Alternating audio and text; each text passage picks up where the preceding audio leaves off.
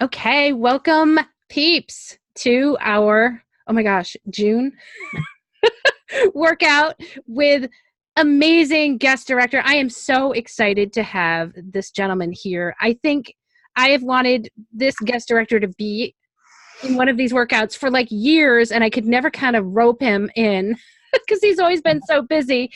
And a big, huge congratulations because Johnny just won the Golden Voice Award, a very prestigious award.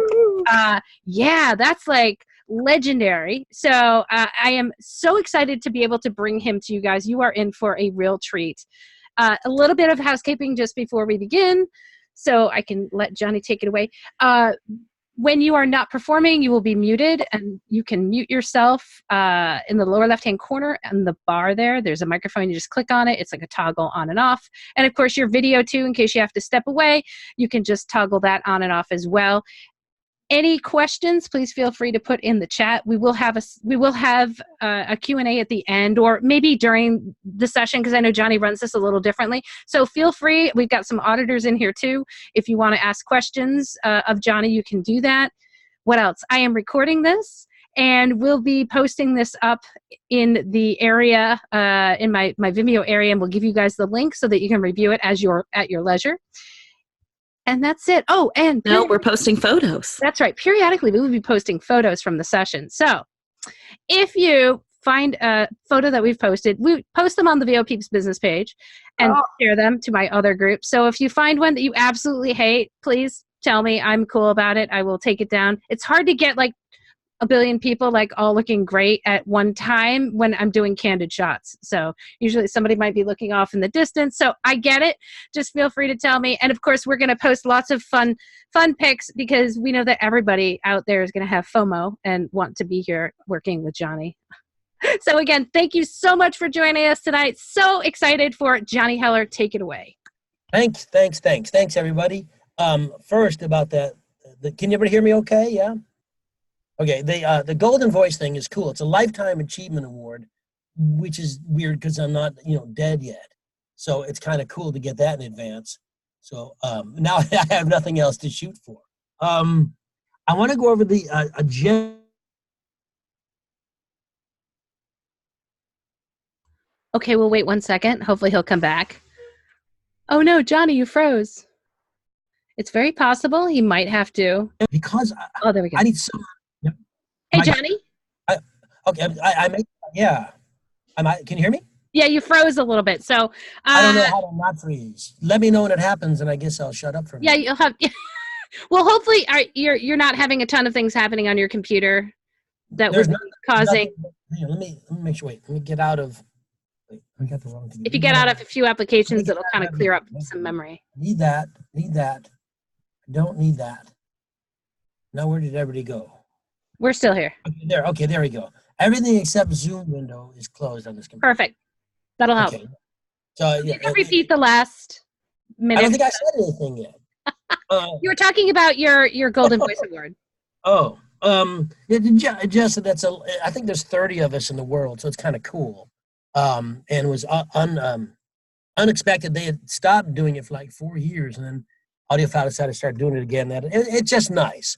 And I will tell you, it's probably, I've won Audies and stuff, and I think this is the only award that I've won that has allowed me, without any complaint from my clients, to raise my hourly rates. The other word, I think if you win like an earphone award in the audiobook world, or an Audio award, or a SOVA, or any of those other, dipstick awards, they're nice, and they're nice to, have around the house and uses, paperweights and what have you, but this thing does allow you to charge more because there's so few of us. So that's kind of cool. Now let me step in at all this agenda thing. You will find as you get to know me, I'm a wee bit scattered and I tend to bounce around a little bit. If you have questions on something we are talking about, put them in there so we don't lose track. If Diana or somebody or can keep track of them, because I'll keep forgetting to look over there. I want to make sure that you leave this session with all your questions answered. If you have more questions after this is all said and done, if it's a question, you can email me and I'll do my best to get hold of you. If you say, please listen to this and give me your thoughts, then I don't have time for that. I'm sorry. But if it's just a question, something you missed, you want to bring up, you can email me. It's Mr. Johnny, mrjohnnyheller@gmail.com. So I have no problem with you trying to get hold of me. And you can certainly join my Facebook group after this, the Johnny Heller Workshop Alumni. And just another fun Facebook group that you probably don't need to be in, but you can be. Now, I dislike when people give handouts and then spend 15 minutes reading from them. I don't plan on doing that. I do, however, want to touch on this who's hiring partial list. It is partial. You can add the first guy, or Blackstone. You can add Jesse Bickford, Bickford, next to those other two names, and Jamie Mattler. Jamie's Jayme and Mattler's Mattler. I have to update this. Oh my goodness. I saw Brad Hill, that's the second guy for Brilliance. He went over to Harper. So and he's doing like Harper Christian Audio, and I think he had to move to Tennessee or Kentucky to find fellow evangelicals or something. Let's see. Dreamscape is right. Now don't get hold of these people until you have something, until you're ready to compete and work in the market. All right? That's something we'll talk about. You don't want to go out and say, hey, I just want to let you know that I'm a year away from performing, but here I am. They don't have time. They don't want to hear that. Okay? So when you're ready to compete, then you get hold of these people, and we'll talk about ways to reach out to them that make some sense. Okay? Everybody else. eChristian is now handled. Where does it say? See where it says Tantor Media? Like fifth from the bottom? Brandy, Hillary, Amanda, and Georgine. Those guys now do Hybrid Audio, eChristian, Tantor, and Gildan. Those ladies are responsible for 4 different imprints, and there's a lot of work there. Can you repeat those one more time? Sure. Tantor Audio, which is pretty much does everything. eChristian, you don't want to send your romantic porn clips to them. Gildan, which is nonfiction, kind of university text type stuff, and Highbridge, which is highfalutin literature. All of those are owned by Recorded Books, which is now the largest publisher in the world. But the actual casting for Recorded Books is done by different people, but the casting for the other 4 imprints is done by those 4 ladies right now. So good to stay on their good side, okay? I'm saying that's a little business to take care of. Now, let's chat for a second. We're gonna, how many we have? 9 readings you want to do, right? Okay, so I will talk a little bit, and then make sure we get a few readings. We'll talk a little bit, get a few readings, talk a little bit. Otherwise, it'll be uncomfortable hearing people read. Okay? So we'll talk for a second. You can see, and did you give everybody this industry history and stuff like that? I did. It's all in under the Dropbox, so everybody has those handouts. Right? If you don't, I'll post that again. Yeah. The only point is, I think video games is the fastest moving, fastest growing aspect in the voiceover world. And second, the close second, is the audiobook world. The difference is, let's say you're doing commercial voiceover and stuff, there are no residuals in audiobooks, with some exceptions. If recorded books, if I do a book, let's say I did Marley and Me. So that, and some big books like that get to go overseas to London and stuff. I do get a percentage of the sales for overseas stuff. And I never know about it. Sometimes once or twice in a year, I'll get a check that I had no idea I was getting. You can also get royalty shares when you work through ACX. Do I have ACX written down here? I want to make sure I touch on it because it's important. Directed readings, jobs, where are they? That's coming up. So don't let me forget to tell you about ACX and royalty shares, okay? Make sure I get to that. Okay, so trying to follow my little itinerary here. When you get a script, there's a lot of discussion between among coaches about fiction versus nonfiction. When we think of the world of audio, when we think of the world of literature, you're talking fiction or nonfiction. But those are gigantic umbrellas. And under those umbrellas is everything. I mean, nonfiction is bio and history and war and memoir, anything. Is living New Orleans cooking or living in Tegucigalpa on 5 pesos a day, or whatever, those kind of things. That's all nonfiction. Fiction is anything else. A couple things to do. what I started when I first came out, I did a lot of fiction to begin. I do probably 60-40 fiction now. But I've done like 800 books, so it's a nice little mix. I try and do everything. There's some different, if you just want to do nonfiction, that's fine, but remember, you're just ruling out a whole lot of work. Okay? Be careful when you say, I only want to do science fiction, or only want to do left-handed albino romances, because then you start limiting your opportunities. And I think the key is, while there's something to be said for branding, think about branding in terms of the kind of voice you have versus the kind of work you want to do. For example, I don't do a lot of romance/erotica. Now, I have nothing against it, but I just think I don't have a kind of voice people want to hear dirty stuff from. It's just not, I don't say, I do a lot of horrible, hairy books. I don't think you want to hear other stuff from me. So get it, you know what you sound like. So be aware of that, because it makes some differences. The script prep. When you get a script, let's pretend it is nonfiction. You have to read, people say all the time, do I have to read the book first? Well, yeah. You can't tell a story if you don't know the story. You can't tell a joke and say, two guys walk into a bar, and then not know what happens, because there's no joke now. You've got to know what happens, right? So you have to read the book all the way through. I recommend that when you're looking fiction or nonfiction, really, I underline, I underline every word I don't know, or every word in a foreign language. And then I look it up. There is a program, most of the work you'll do here will be on for your iPad, your tablet. One of the great programs to have is something called iAnnotate. iAnnotate costs about $10. I assume it's good for Androids too. I don't know. I have a iPad that I use. And it allows you to mark things up, to underline, to highlight and stuff. I tend to underline words I don't know. Most authors like to use French words to show how clever they are. Sadly, I don't speak French, so I have to look all that crap up. Also, place names. Just because you think that you know Houston, Texas is Houston, therefore the street in New York must be called Houston, it isn't. It's Houston. You have to look up. I recommend you call libraries to get street and place names pronounced correctly. Call the local library. That they're happy to help, and you might as well get it right. I grew up in Chicago, and there's a street in Chicago called Goethe, the composer. If you get on the bus and say, I want to get off at Goethe, you will be on the bus for the rest of your life. If you say, drop me at Goethe, you're gonna get off at the right stop. It's just how they say things. Whether the character in your book would use the proper name, Goethe, or the Chicago name, Goethe, depends on who they are. And so that's based on context. But basically, nonfiction, look up the names, because if you say Houston Street from New York, there's a lot of people live in New York, and you're going to piss them all off. So try and get the names right. The same in fiction. Here, what we want to do is pay attention to, and this will be important. If you're taking notes, write this down.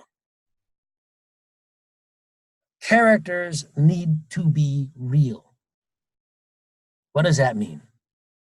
It means you've got to cast that book. I believe the job of the audiobook narrator is not just to share the author's truth. That is that, but what does that mean? You have to tell the author's story. You have to know the story. I think we're a bit of a cinematographer, meaning we have to see what the book is telling us, fiction or nonfiction, what's happening on that page, and share that vision. To make it clearer to you, I'm assuming we've all read Lord of the Rings. When you begin, that's why the movie was so good. You see Gandalf coming into the Shire on that cart, and the movie is just like that. I would argue that when you sit down just to read a book yourself, you're taken away to another world. We've got to show that world. We've got to share that world. And remember, the people in the story don't know they're people in a story. It's not up to you to editorialize what a stupid move that was. If you're doing a romance and someone's, having their way with a vibrating watermelon, that's not your call to make a judgment on. That's what they're doing. And if it's right for them, so be it. No one cares about your judgments. We do care how you play the thing. What I do is I write down the name of the character, and I write down my first impressions as I go along. I may change it, but let's say you can be specific. Let's say it's a lawyer and you write down snooty New England lawyer. Okay. What does that mean to you though? Is that, if it's cartoony and big, it could be Mayor Quimby from The Simpsons. If it's a real person, it could be any one of the Kennedys. You know what I mean? I think you should physically cast the book. If I say, oh my God, this person, I think Anne Gunguzza could do this. It doesn't mean I have to impersonate her, because I can't. But I guarantee if you think of Anne, when you read that person, that's what's in your mind, it's going to change your approach. It's going to change who you are. If you say that, oh my God, that Johnny Heller should be that guy. Probably it's a hyper guy and you're going to be this guy, but it's going to change your read. If I say this is a Clint Eastwood kind of guy, I'm not expecting you to impersonate Clint Eastwood. I'm expecting you to do something different, right? I think you should cast the book out of your frame of reference. You've been alive as long as you've been alive. You've been to grade school and high school and junior high and college probably, and you have jobs and you've met people. You know thousands of people just in your real life. Then you add all the actors. Anybody but Shia LaBeouf is fine. And you can use those actors as your characters. Put them in. If it's wrong, here's the deal: acting is making a choice. Audiobook narration is acting. You must make a choice. If you say this guy is a Mayor Quimby guy, and then it's the wrong choice, how do you know? You'll know because within a moment, a second or two of after you've made that, the character shows up and does what he does, you'll start screwing up simple words like the and of and cat. Most prepositional phrases. When you can't say a word, you can normally say, I'm telling you, you've made an acting choice that doesn't work. In the world of audiobooks, the advantage is you can fix it immediately. Unlike on stage, when you go up in a line on a Wednesday matinee, you have to cover, but you can't really fix it until the next show. In audiobooks, you can fix it immediately. So make choices, but be aware that your choices may be wrong and have to make new ones. That's the job you signed up for. Whether it's fiction or nonfiction, you have to make choices. Okay? If there's questions about that, we can take them. That's kind of a quick run over. So are there questions about script prep on this topic at all? I'm looking at something that pops up. I have one, says Trenton. What is it? Can you hear me okay? I can, yes. Okay. I was just wondering, what do you do when you're working with a rights holder who tries to direct in that sense and says, I want the main character to sound more like, and they name their best friend Ricky or something? Yeah, exactly. Well, here's the thing. If you work with a rights holder, when Trenton mentions rights holders, he's talking pretty much about ACX. It's rare. The actor can have a relationship with the author, and I do with many, but I try and get that out of the way first. I'm not going to impersonate their best friend, Ricky. However, here's the deal. Once the author's written the book, that's their art. Now the perception of the art is up to the reader. The perception of the story and of the characters in it is up to the actor to portray. What the author wrote, what he thinks it should be isn't what it sounds like to you, that's fine. You've got to play it truthfully for you, otherwise it won't work. However, it's rare that he's going to say, if he says this guy's a fast-talking guy, or this guy stutters, or something like that, that's tricky to play because it's irritating to hear. So you have to discuss with him. You have to make the decision, and the discussion has to be, look, I love your work. I love the book. I'm happy to share it, but I have to make some choices now. You have to give me the power. With ACX, you get to send 15 minutes. Your first 15 get sent in for approval. After that, if he doesn't like it or she doesn't like it, that's tough crap. If I'm a poet and I write a poem, and this poem's all about my love of nature, and you read the poem and you think, wow, Heller likes mushrooms. Well, that's what you take from it. That's not what I wanted you to hear, but it's too late. My art's out there. There has to be some kind of sharing. I can't imagine to be that far apart. I will say, for example, when I did the book Noir by Christopher Moore, he talked to me, he wanted everybody in the book to sound like a 1930s and 40s B-movie gangster. That's why I did the book the way I wouldn't have made some of the choices I made, except that the reason I got the job is so I can play those guys. And that's what he wanted it to be. Would I have done that read had it just been me? No. But I knew that direction, I accepted it. So there has to be that in the beginning. As time goes on, they've got to let you play. And I guess That's the with whole- something that's as overarching as that Chris Moore one you're mentioning, Noir, that's something that from the get-go you probably just wouldn't make the audition. You wouldn't pass the audition if you didn't have that ability already. I was told at the audition, they said, look, he wants this. And I said, really? Because there's a lot of a lot of Chinese guys in San Francisco, and he didn't want any Asian sound. He didn't want any of them to sound that way. So, okay, if that's what they want, if they're real specific and you can play it and it doesn't get in the way of the truth. However, on the other hand, if he said, Chris Moore said, I want it to sound like my best friend from second grade, Ricky, I'm like, well, tough crap. I'm not doing, I don't know what Ricky sounds. I'm not going to call the guy because you don't have to impersonate them. So you have to sometimes educate your rights holder that you're an artist too. Plain and simple. If they're going to trust you with their art, then let's go. If you like my first 15 minutes, trust me, I'm going to do the best I can with your baby. Because authors treat, they love their books too. They want it to be a wonderful thing. If they're too hands-on, reconsider doing the gig. Okay, because you're an actor, you get to make some choices. That's why you took the job. That's why you spent all those years in a shitty apartment and taking acting classes just so you could do this. You have a right to do it. Okay, I mean, you're not out to wreck it. Your name's on the book too. But just be clear. And sometimes those kind of discussions can be just misinterpretations of what you want. He may be saying the same thing that you're saying, just different words. Be wary of that. A lot of times arguments never need to happen. It's just you said the same thing using different words, and you're too close to realize it. Good Okay? point. Yeah. Okay. Pardon me. Let's have our first reading. Is there another question here? No. Okay. If questions pop up, make sure you jot them. Otherwise, one of us will forget them. Likely me. Okay, who's first on this hit parade for reading something? That's me, Okay, hold on. Now, let me go find. Diana. Hang on now. Let me go find. Did you send me something? I did. Hold on. I got to move my computer top a little bit so I can see the other computer. Andrea, Diana, my copy for tonight. And Could we get the order so we know who's coming up? And just posted it in chat. Oh, yeah, there it is. Okay, wait, I moved my computer too much. Let me get back up there. Can you see me still? Did I screw up? Yes, we can see you.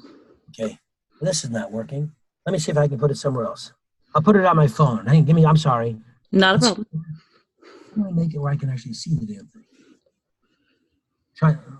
I suck at computers. Okay. All right, I can make it a little bigger. Okie dokie. You want to tell us a little bit about what's going on here? Yeah, this was an audition I got last week. It's the first thing I've ever done that's not romance and erotica. And I booked it, and it's a 6-book series. And I don't actually know the context because it was an audition piece. And who'd you book it with?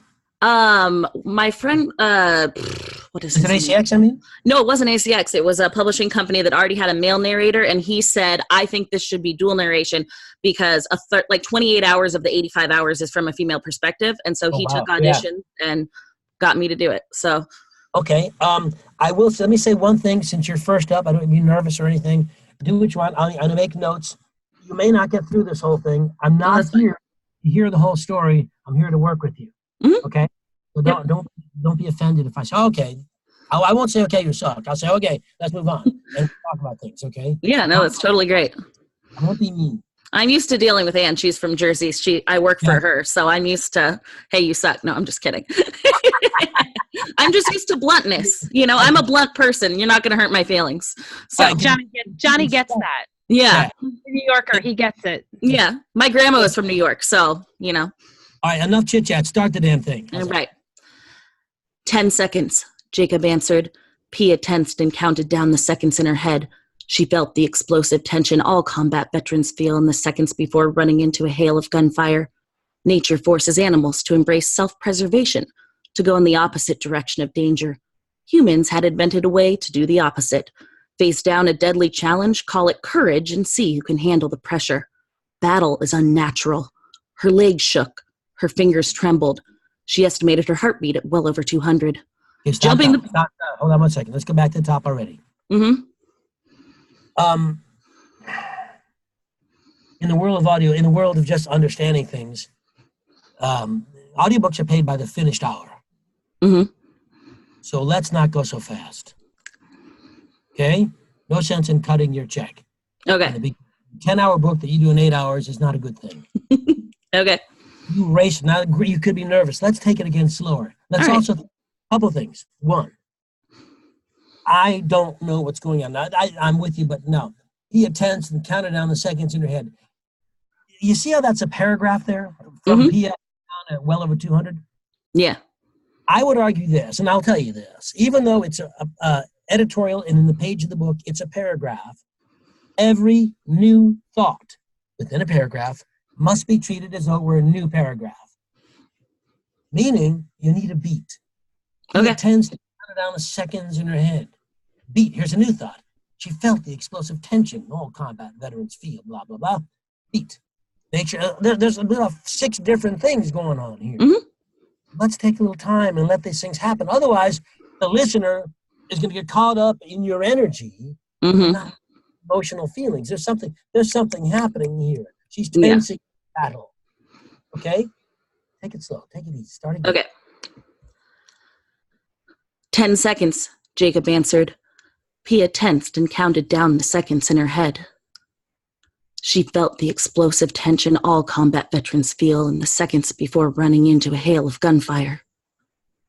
Nature forces animals to embrace self-preservation, to go in the opposite direction of danger.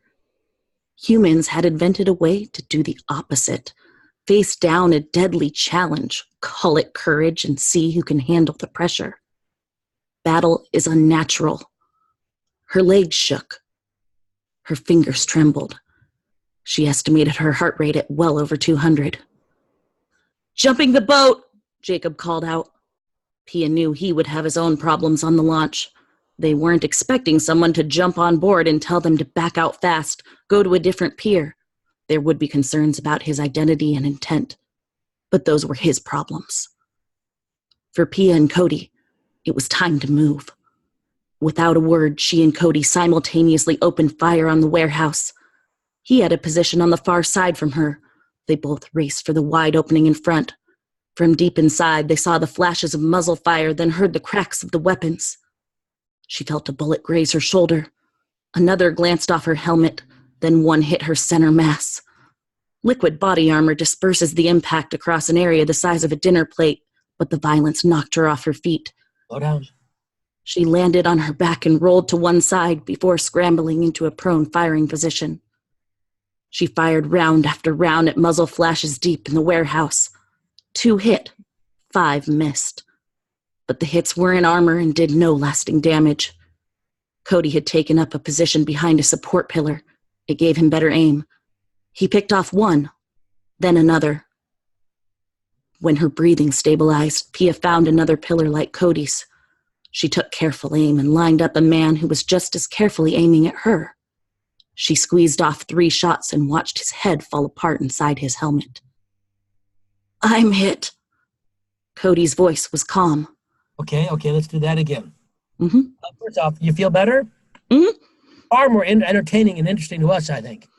When you take your time, at first we couldn't be there. Now the cinematographer thing is happening. You're seeing it and sharing the vision, which makes the story come alive, which makes it entertaining and interesting. One of the important things we forget sometimes, whether it's fiction or nonfiction, is that we have to be entertaining. And if we're not, why don't I just read the book myself? So here you are doing this, and it's great. And what you just did, the subtle change you made, just slowing it down, changed it all for me. Now everything's happening. Now I stopped you because I'm hit. Cody's voice was calm. I'm hit, which wasn't. Cody's voice was calm. What I like to do, when I mention the I annotate, I would underline Cody's voice was calm. Mm-hmm. I want to make one comment I forgot to make, a general comment, not for you. A lot of times actors in fiction books will highlight via I annotate every character. Lisa's this, Bob is that, Hill is that, Vanessa's that, and different colors. So somebody's red, somebody's blue, somebody's green. That can be a little confusing after a while. Mm-hmm. Someone's blue, and then someone's navy blue, and someone is mauve, and all of a sudden you look like a evangelical's Bible, and you have no idea what's going on. So you need to be a little. I don't underline character stuff. Mm-hmm. I do like to underline. He said in a calm voice, so he said in his high pitched voice. gravelly voice. And another reason to read the book through is because sometimes the author doesn't identify the sound of the voice until much later on. Yep. If you've been doing a character like John Wayne and you find out at the end he sounds more like I don't know, it's somebody who isn't tough like that, then you've got to redo the book. He said, "Oh, I'm dying," he said in his soft Jamaican accent. You go, "Oh, crap." You got to read the book. So let's pick it up from I'm hit. And oops, come on, don't shut. I'm hit and because he's calm. He's hit. He's okay. I'm hit. Cody's voice was calm. He knelt next to the pillar and fired off 2 more rounds. Her thermal imaging showed a pool of blood beneath his calf. Okay, 2 more rounds and her thermal imaging is 2 different beats, not the same thought. Mm-hmm. Okay. I'm being picky with you because you're doing no, very that's nice. good. And the slower, don't get into the habit of rushing. Yeah. We don't feel that we have no connection when you go so fast. I'm hit. Cody's voice was calm. He knelt next to the pillar and fired off 2 more rounds. Her thermal imaging showed a pool of blood beneath his calf. Down, but not out. She aimed again and took down another red jacket. A bullet buzzed her ear like an angry hornet. It came from behind them. Her biggest fear was now realized. She was in a crossfire. She turned and fired as many rounds into the dark outside as she could, then ran for Cody. Halfway across the open space, she let loose with another series. She heard a man cry out in pain. She swapped magazines and slid in next to Cody. She looked at his wound. Exposed bone. Blood poured out at an alarming rate. She wanted to scream for a timeout. The futility of battle hit her hard. There had to be a better way to stop Roach. Do that paragraph again and let each thought occur to her. Okay. Because there's more going on here. She swapped magazines and slid in next to Cody. She looked at his wound. Exposed bone. Blood poured out at an alarming rate. She wanted to scream for a time out. The futility of battle hit her hard. There had to be a better way to stop Roach. Okay, 6 separate thoughts there. And the way you did it just now presents each one as a separate thought. Even though it's the same paragraph, those things, the writer writes that way and the editor and the copywriter do it that way. The actor's got to perceive it differently. And is this feeling more real to you this way? Oh yeah, definitely. Good. Okay, so let's see. I want to make sure I give everybody about 10 minutes or so. I think I don't know where the hell I am. I forgot the time yet. All right, so let's go a little. Anna, can you make sure I give at least 10 minutes to everybody? Okay. I think you just carry on. Okay. She looked up. Cody was looking at her. Proud to die in your company, ma'am. You're good people. He aimed and fired downrange. Pia fired in the opposite direction. A swarm of bodies came near the entrance. The backup squad. Only Jacob had been wrong. There wasn't 1 squad in reserve. There were 2. Bring the boat to the warehouse, East End, Jacob said. Get on board. Pia watched as 3 men ran to the side of the warehouse and made their way toward Jacob's location. Miss Sable, go! Cody fired around and hit a man. I'll hold him!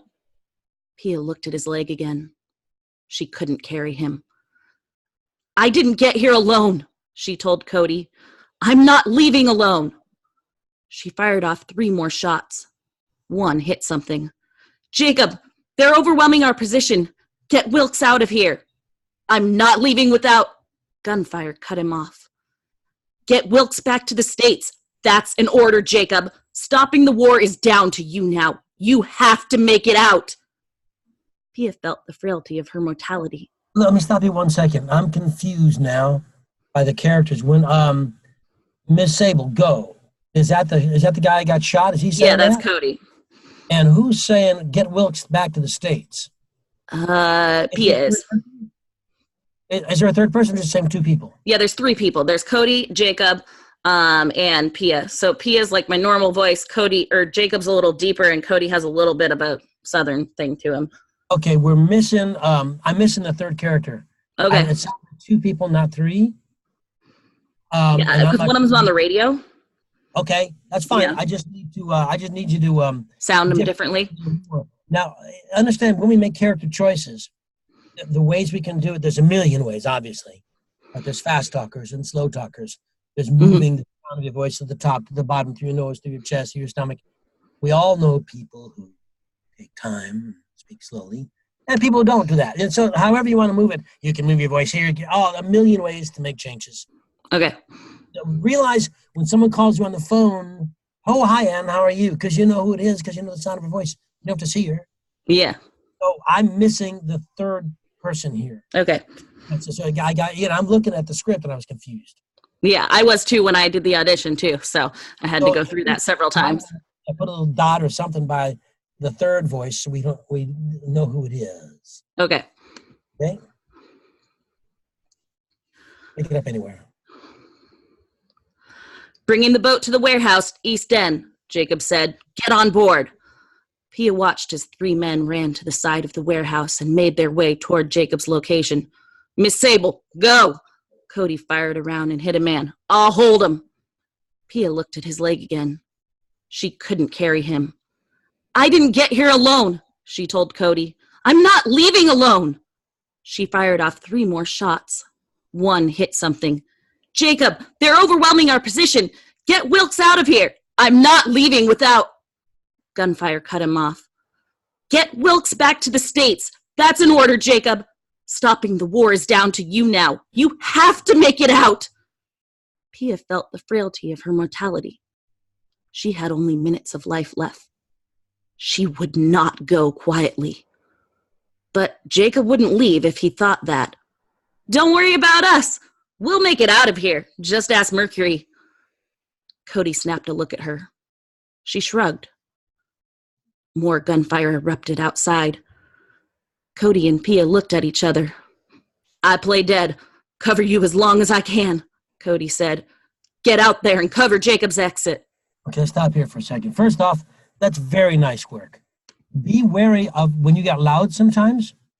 Make sure, this is different because it's Zoom, and I don't know how honest it can be. But if you're going to be louder, make sure you turn your head to the side. Because you're going to mess things up. Yep, that's a very nice read. If you did something like this as a,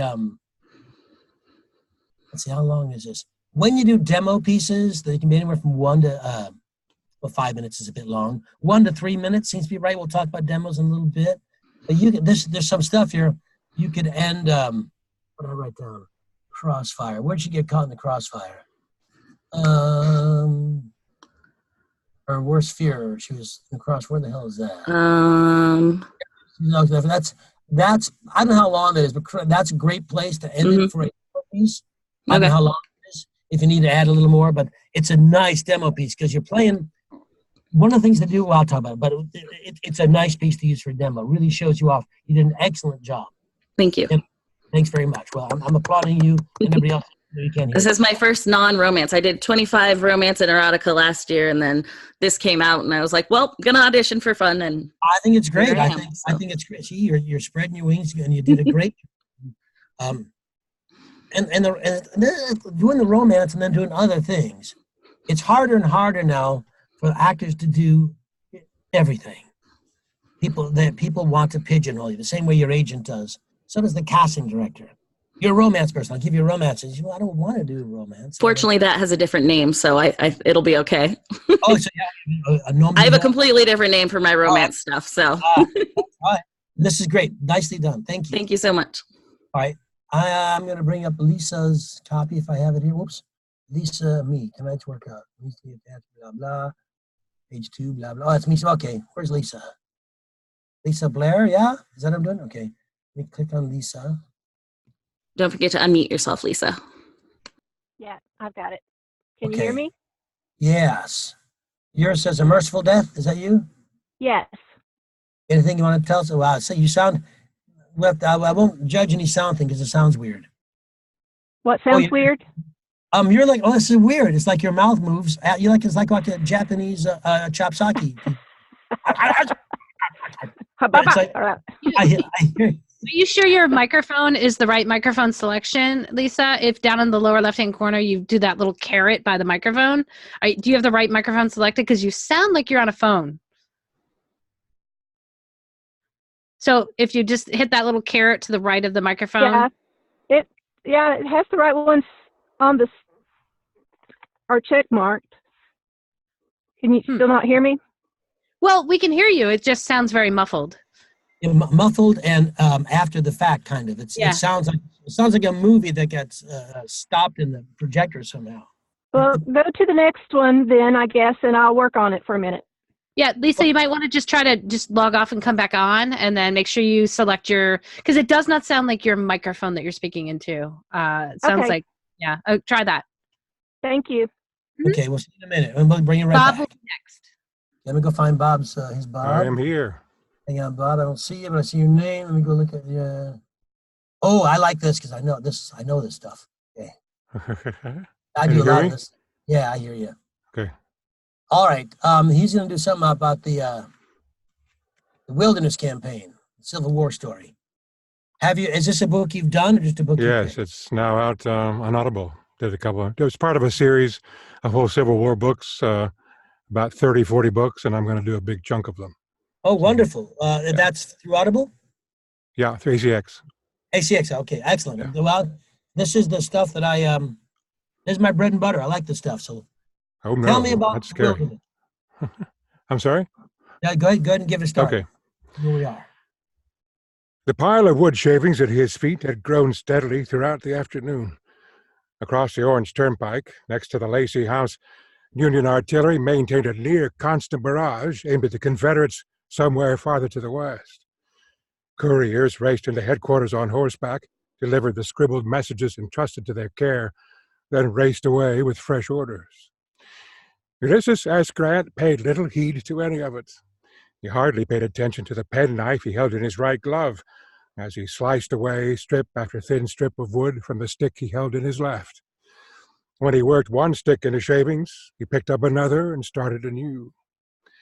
It was amusing, said an observer, to see the commander-in-chief whittling away with his knife upon the bark of a tree, pausing now and then to throw in a word or sentence in the conversation of those grouped about, and then going to work again with renewed vigor upon the incision of the pine. A stranger to headquarters would have little dreamed that the plain, quiet man who sat with his back against a tree, apparently heedless and unmoved, was the one on whom the fortunes of the day, if not the age and country, hinged. He had come from the West, this quiet, unassuming man, and he was unlike anything the Army of the Potomac had seen before. They were used to the showiness of George McClellan, the good-natured but martial appearance of Ambrose Burnside, the hard-edged bluster of Fighting Joe Hooker, the booming temper of George Gordon Meade. Grant is stumpy, unmilitary, slouchy, and Western-looking, very ordinary, in fact. Grant's reputation as the great soldier out West held little sway with the men of the Army of the Potomac. Well, Grant has never met Bobby Lee yet, they said to each other. Let me stop you 1 second, Bob. Very nice, very nice. What a fascinating voice. Let me ask you a little bit about your background. Where are you from? I am Wichita, Kansas. Okay. I lived in New York for 30 years and didn't do anything voiceover there and moved back home. It's a lovely sound. I think, do you have acting training? I do. And opera training. Acting opera. Then let's talk breath groups for a second. There's nothing wrong with breathing in an audiobook. It's a constant Facebook posting dilemma. Do I take my breaths out? I say no, because you're a human being, and humans tend to breathe. And we generally don't have a problem with it unless we hear, which I'm hearing from you quite a bit. Yes, you are. What does that mean? Well, it means you need to find places to steal breath. If you're a trained opera guy, it could be just the ravages of time, the ravages of singing maybe have messed up your breath groups a little bit. So we need to pick out places for you to steal breaths so that you're not out of breath at the end of every sentence. Because what happens is, while your voice is interesting, we get into a rhythm. Every paragraph has the same rhythm, and then the next one. So it's very similar. And that similarity, while pleasant to hear, I'm paying attention to the rhythm of your voice and not the story that I want to hear. Okay, you know what I mean? I know exactly what you mean, yes. So what do? Here is where to find the places to read. This is just plain and simple stagecraft. It's craft. every comma, every colon, every semicolon, every dash, every indefinite article, and every prepositional phrase is a place to take a breath. Across the Orange Turnpike, there's a comma. Across the Orange Turnpike, next to the Lacey House, comma. Union artillery maintained a near constant barrage aimed at the Confederates, somewhere farther to the west. I broke that into 5 breath groups. Mm-hmm. It's not a problem, and I took little tiny breaths. So it wasn't like that. It wasn't that kind of like asthmatic response. But you need to find places to steal breaths so that I'm not. Did you ever watch what the hell is his name? Not Brian Denny. I watched the Gin Game on Broadway. The fellow was in. Charles Durning was in it. It was his last thing. And I will tell you, while it was a great play, everybody in the audience was afraid he was about to die. Because he sucked in this huge wheezing breath. I'm like, oh my God. This show's going to end before the intermission with his death. So I don't want to listen to the book and saying, I hope this narrator doesn't die. I'm only on chapter 3. You know?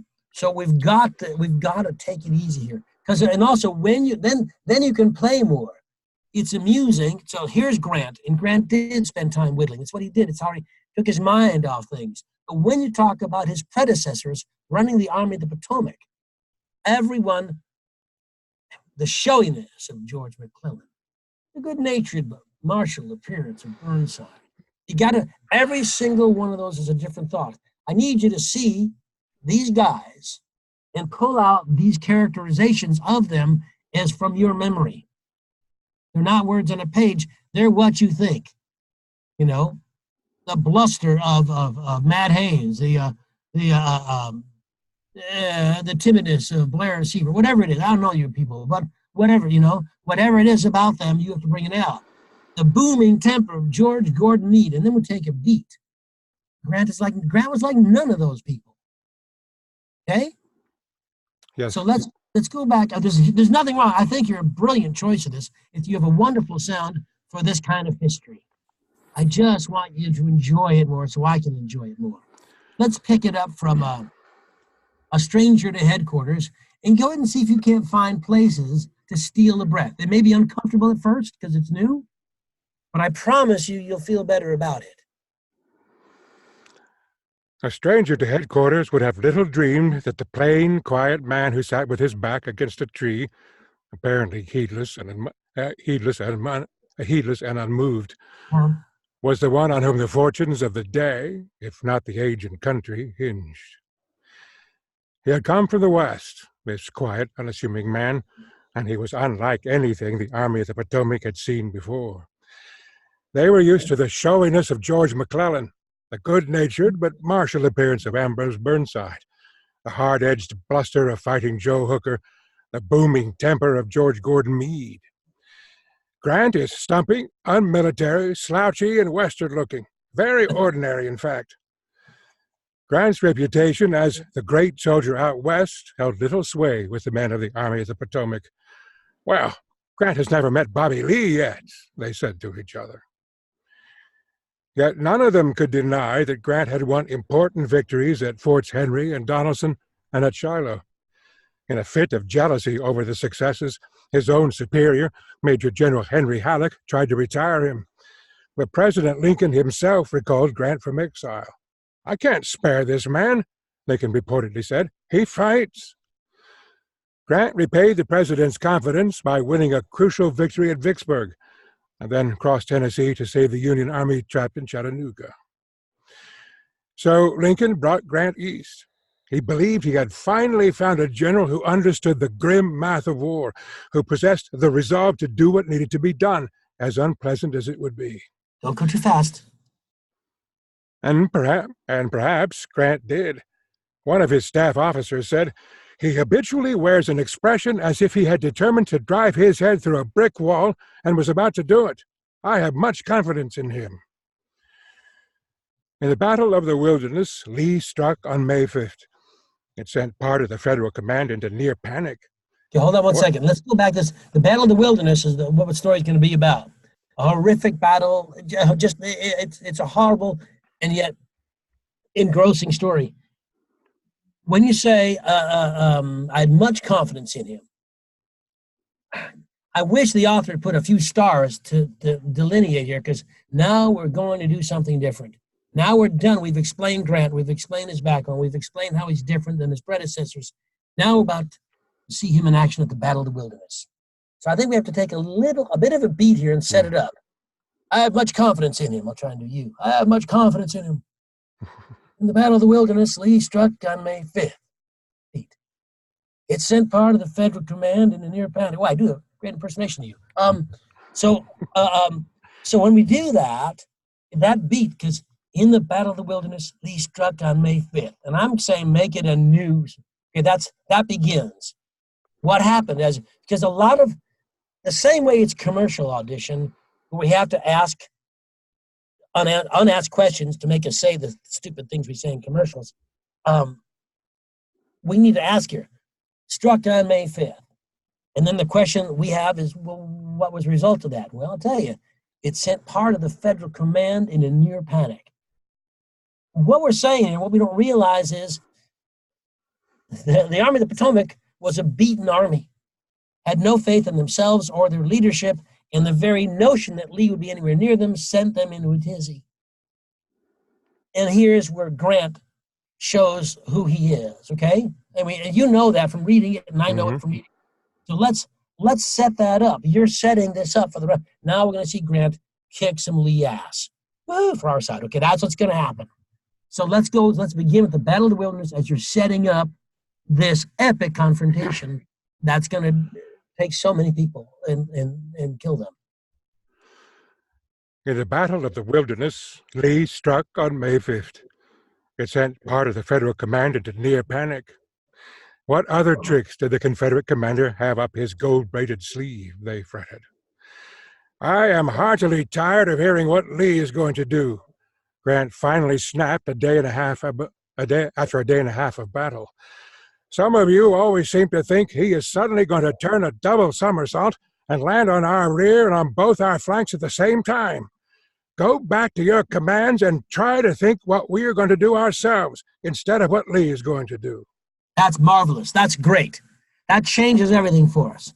Now, I will point out you missed a couple indefinite articles in conjunctive words like "and," because you were in a hurry because you wanted to do Grant for us. I wanted to get to Grant, yeah. Yeah, you really did. And so when you get there, stay a while. Enjoy it. If you go because that's an energetic and a fun part, and when you go as fast as you did, you miss some words the author wrote. Are they important? Yes, they are. Otherwise, it wouldn't be there. Every brushstroke in a masterpiece has to be there to make it a masterpiece. Whether you appreciate the Mona Lisa or not, or Van Gogh, once you see the work up close and see the strokes that made that painting come to life, you have to appreciate the mastery. I'm not saying every author is a Rembrandt. But I'm saying to them they are. To the people who bought the book they are. And to you they must be. It's fun to say what you just said. It's fun to play that. So then go ahead and play it. Don't rob yourself of the words. They're right in front of you. Okay? And I think it's a marvelous job. I think you're wonderful for this. Let's go. Let's pick it up for the next paragraph, do a couple more and see where we are, okay? Okay. No movement. Well, we have 2 left. Oh, good. Well, there we go then. No movement of the enemy seemed to puzzle or disconcert him. At one point, on the second day of battle, Confederate artillery fire swept close to Grant's headquarters. General, said an officer, wouldn't it be prudent to move headquarters until the result of the present attack is known? Grant puffed on his cigar. It strikes me, he replied, that it would be better to order up some artillery and defend the present location. It was classic Grant. After the first day at Shiloh, when the surprise Confederate attack had nearly driven Grant's army into the river, a near despairing William Tecumseh Sherman found his commander under a tree with a cigar. Well, Grant, Sherman said, we've had the devil's own day of it, haven't we? Yes, Grant replied. Lick 'em tomorrow, though. And he did. Good. Okay, very good. That's lovely work. Some great stuff going on. I love the sound of your voice. Be wary about your breath groups because what happened, particularly the second last paragraph you just read, you see where the ellipses are? It wouldn't be prudent to move headquarters. And now he's trying to figure out how to say this. That's a place for you to get a breath.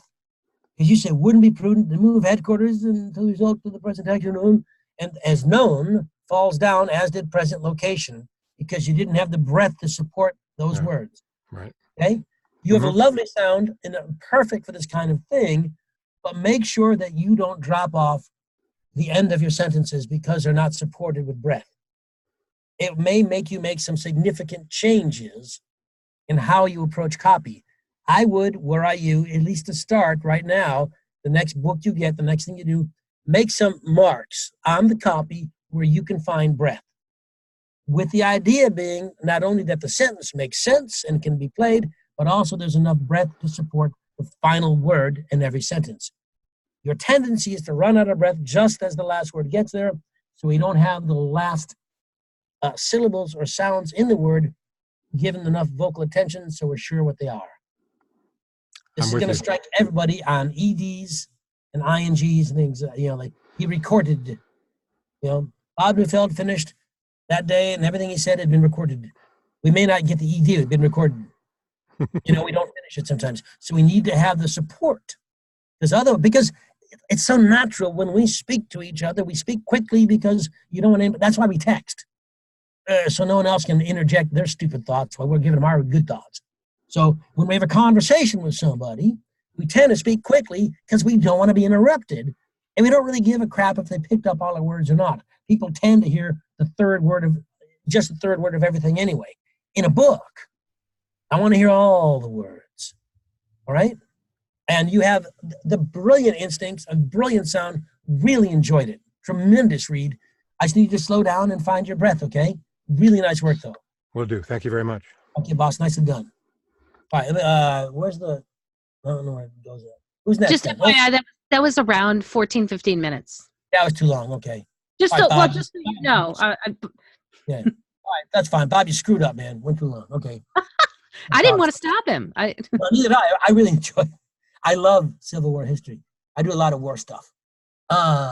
So who do we lose and then come back? I forget. And did you come back? Lisa. There's Lisa. Let's hear you. You got to unmute. You're muted. I'll unmute you. Yeah, you can do it. Yeah, typically I can. Oh no, I can't. Lisa, can you hear me? Not if you can hear me. Okay, your microphone is muted, so find the icon and click on it. Now say something. Can you hear me now? I can. It's interesting because, again... Yeah, it's kind of the same problem. Your voice and your mouth aren't at the same time, but let's have a college try anyway and see what it is. Otherwise, if there's something going on, but let's not worry about it because I need to hear you more than see you anyway. Okay. So, read to me. Mercy noticed her knuckles were white as she gripped the steering wheel.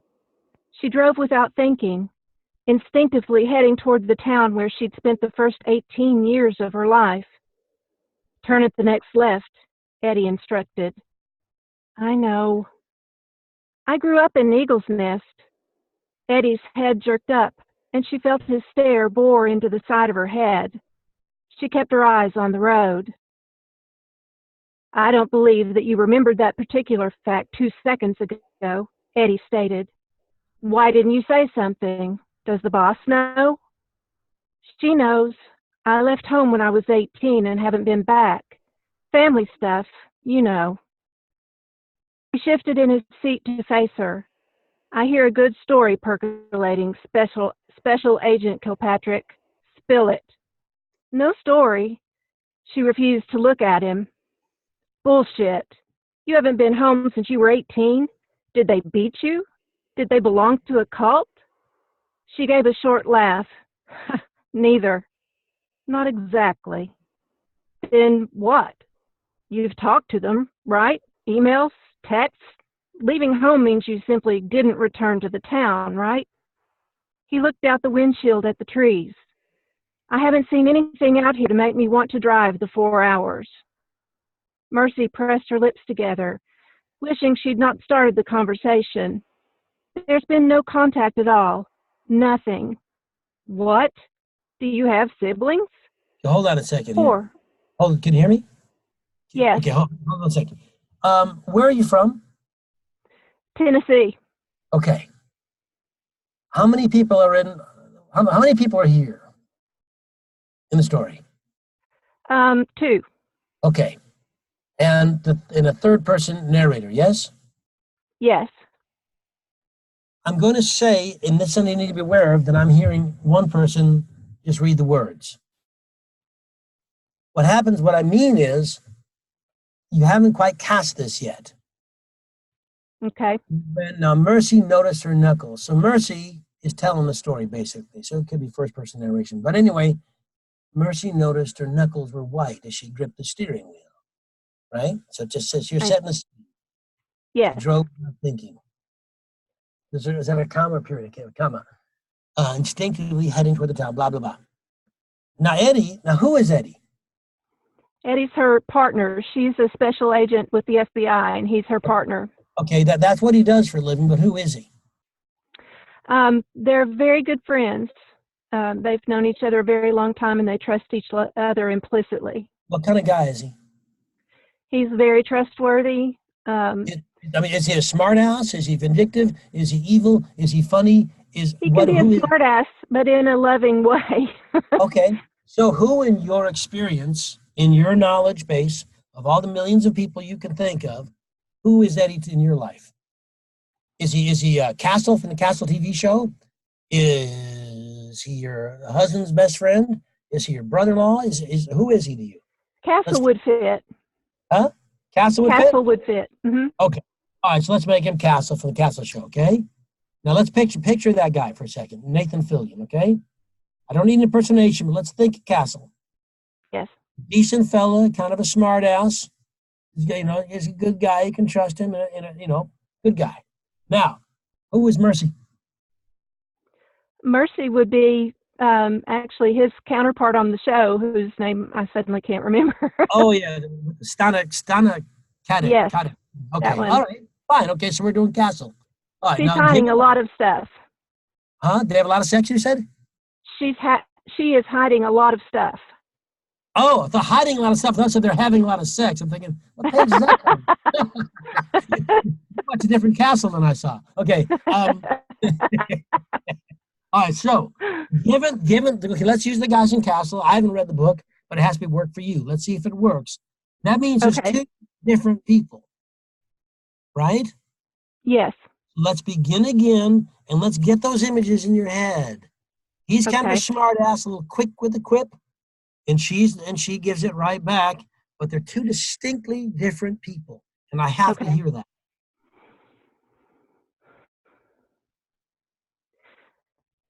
Mercy noticed her knuckles were white as she gripped the steering wheel. She drove without thinking, instinctively heading toward the town where she'd spent the first 18 years of her life. Turn at the next left, Eddie instructed. I know. I grew up in Eagle's Nest. Eddie's head jerked up, and she felt his stare bore into the side of her head. She kept her eyes on the road. Okay, let's slow that up a little bit. That's okay. Okay. Turn at the next left, Eddie instructed. Now, I know, you guys can't see the script. It's in italics, not in quotes. But sir, turn at the next left, Eddie instructed. Italics. So it's going to be, I know. Right? Just talk, I know. It's inner monologue. That's right. I know you dick. I've lived here my whole life. He doesn't know that. And then she goes, I grew up in Eagle's Nest. Now take a beat. Eddie said, that's news to him. These are partners. He didn't know that. I grew up in Eagle's Nest. Eddie's head jerked up, and she felt a stare bore into the side of her head. She kept her eyes on the road. I don't believe you remember that fact. Okay, now it's like, what the hell? I've known you forever. You just telling me now, right? Yes, you're right. That's where the Castle-like humor comes from. Okay. Why didn't she tell him about this? Okay, so let's go. Turn to the next left. Take it up from there, and let's give him a chance to react to this. Why didn't she tell him? Okay. Turn at the next left, Eddie instructed. I know. I grew up in Eagle's Nest. Eddie's head jerked up, and she felt his stare bore into the side of her head. She kept her eyes on the road. Let's see. I don't believe that you remembered that particular fact 2 seconds ago, Eddie stated. Why didn't you say something? Does the boss know? She knows. I left home when I was 18 and haven't been back. Family stuff, you know. He shifted in his seat to face her. I hear a good story percolating, Special Agent Kilpatrick. Spill it. No story. She refused to look at him. Bullshit. You haven't been home since you were 18? Did they beat you? Do they belong to a cult? She gave a short laugh. Neither. Not exactly. Then what? You've talked to them, right? Emails? Texts? Leaving home means you simply didn't return to the town, right? He looked out the windshield at the trees. I haven't seen anything out here to make me want to drive the 4 hours. Mercy pressed her lips together, wishing she had Mercy pressed her lips together, wishing she'd not started the conversation. There's been no contact at all. Nothing. What? Do you have siblings? 4. 4? And you've never called or emailed any of them? Okay, this is nice. This is going. Does it feel a little different to you? Yes, it does. Yeah, and it feels different to us too, because now there's 2 characters. Now that you have that, have you recorded this yet? No. Are you up to record it? Yes. Okay, so when you record it, I want you to remember a couple things. One, don't lose the fact there's 2 people. Don't lose the fact that this is a funny conversation. Okay? There's humor. I misunderstood what you said. I am not up to record this. You're not. That's not something to record. Okay. No. All right. Well, when you start doing anything like this, you have to. It's up to the actor to find the comedy in the comedy bits. This is it is like a Castle. Now that I think about it, it does play like a Castle script. Yeah. It's cute and charming. And there's this sort of sexual tension and funny intrigue. She's trying to hide her background. He's digging in. He wants all the information. That's a wonderful scene to begin with. And you got to have more fun playing it. You have to recognize the scene for what it is and play it for all it's worth. Have fun. Dive in with both feet. You can't put your one foot in and see if it's warm enough. Jump all the way in. Okay? Okay. And if you went up on a few words here and there because you went a little fast, and also you weren't sure what the emotional connect was, so you avoided making a decision about it. Not to make a decision is making a decision, and it's making the worst one. Right. Okay? An actor has to make choices. I don't care if it's make a wrong choice. It's better than no choice. Right. Okay? All right, so that's a lovely read. And once you made some changes, I thought you really began to hit some of the notes we wanted to hear. Okay? Thank you. Okay, very nice. Thank you. All right. Lovely. There's 3 down and 6 to go. Any questions so far on what we're doing? I'll give you a chance to write it down. Okay, nothing. Okay, nothing. No, yeah, then I'm doing a great job. Let's see, where am I now? I'm looking at my, I kind of covered this, fiction versus nonfiction prep. When this is fiction, for example. How do we want to prep this? Well, like we said, let's find out who it is. Once she decided who these characters were, she was able to play them. So part of the prep is making that decision. Do you need to write down, this is Castle? Not necessarily, because who you write it down for? You, and you probably know what choice you made. If it's helpful to write down Nathan Fillion and Stana Katic, whatever it is, go ahead. You have to write it down every word, though. I'd like to keep my books pristine when I have a book, but in a PDF, you can do whatever you want. And when by the way, if you place that I annotate, be wary. If you erase an annotation on page 182, be careful you have the right tool, because you can erase all your annotations accidentally. I know people named Johnny Heller have done that all the time. And I ruined everything I looked up. But until she made the decision who these guys were, they weren't anybody. Now they're somebody. So And Bob with the nonfiction piece, he had to understand the character of Ulysses S. Grant. He had to understand the fighting spirit and the respect of William Tecumseh Sherman for Grant. He had to understand from a historical perspective what was happening to the Army of the Potomac at that time.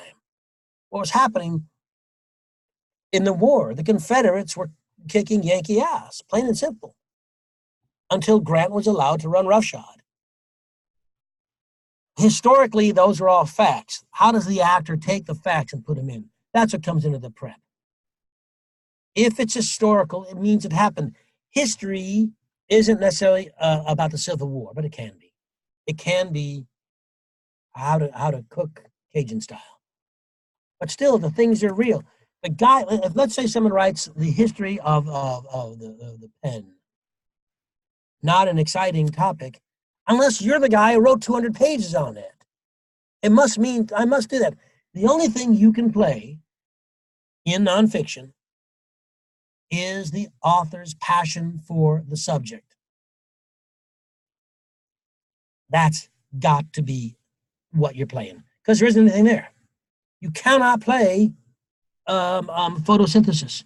You cannot play how ink flows through a pen. There's nothing playable there. In the bit we just heard from Lisa, she could play the sexual innuendo and the nuances and the back and forth. She plays it. In the other things, you can't do an impersonation of Grant. You can't. You know what it sounds like.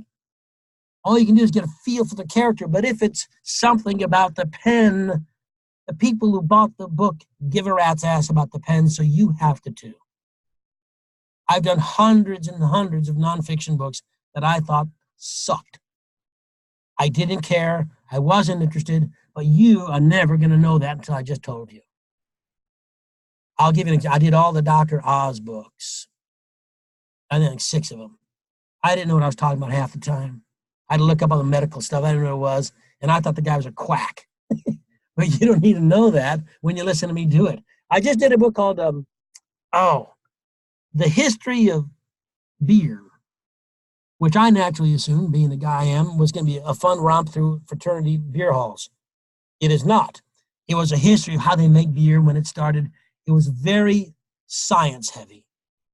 And I get a lot of science heavy books, and I don't know any of it. I have to look it up.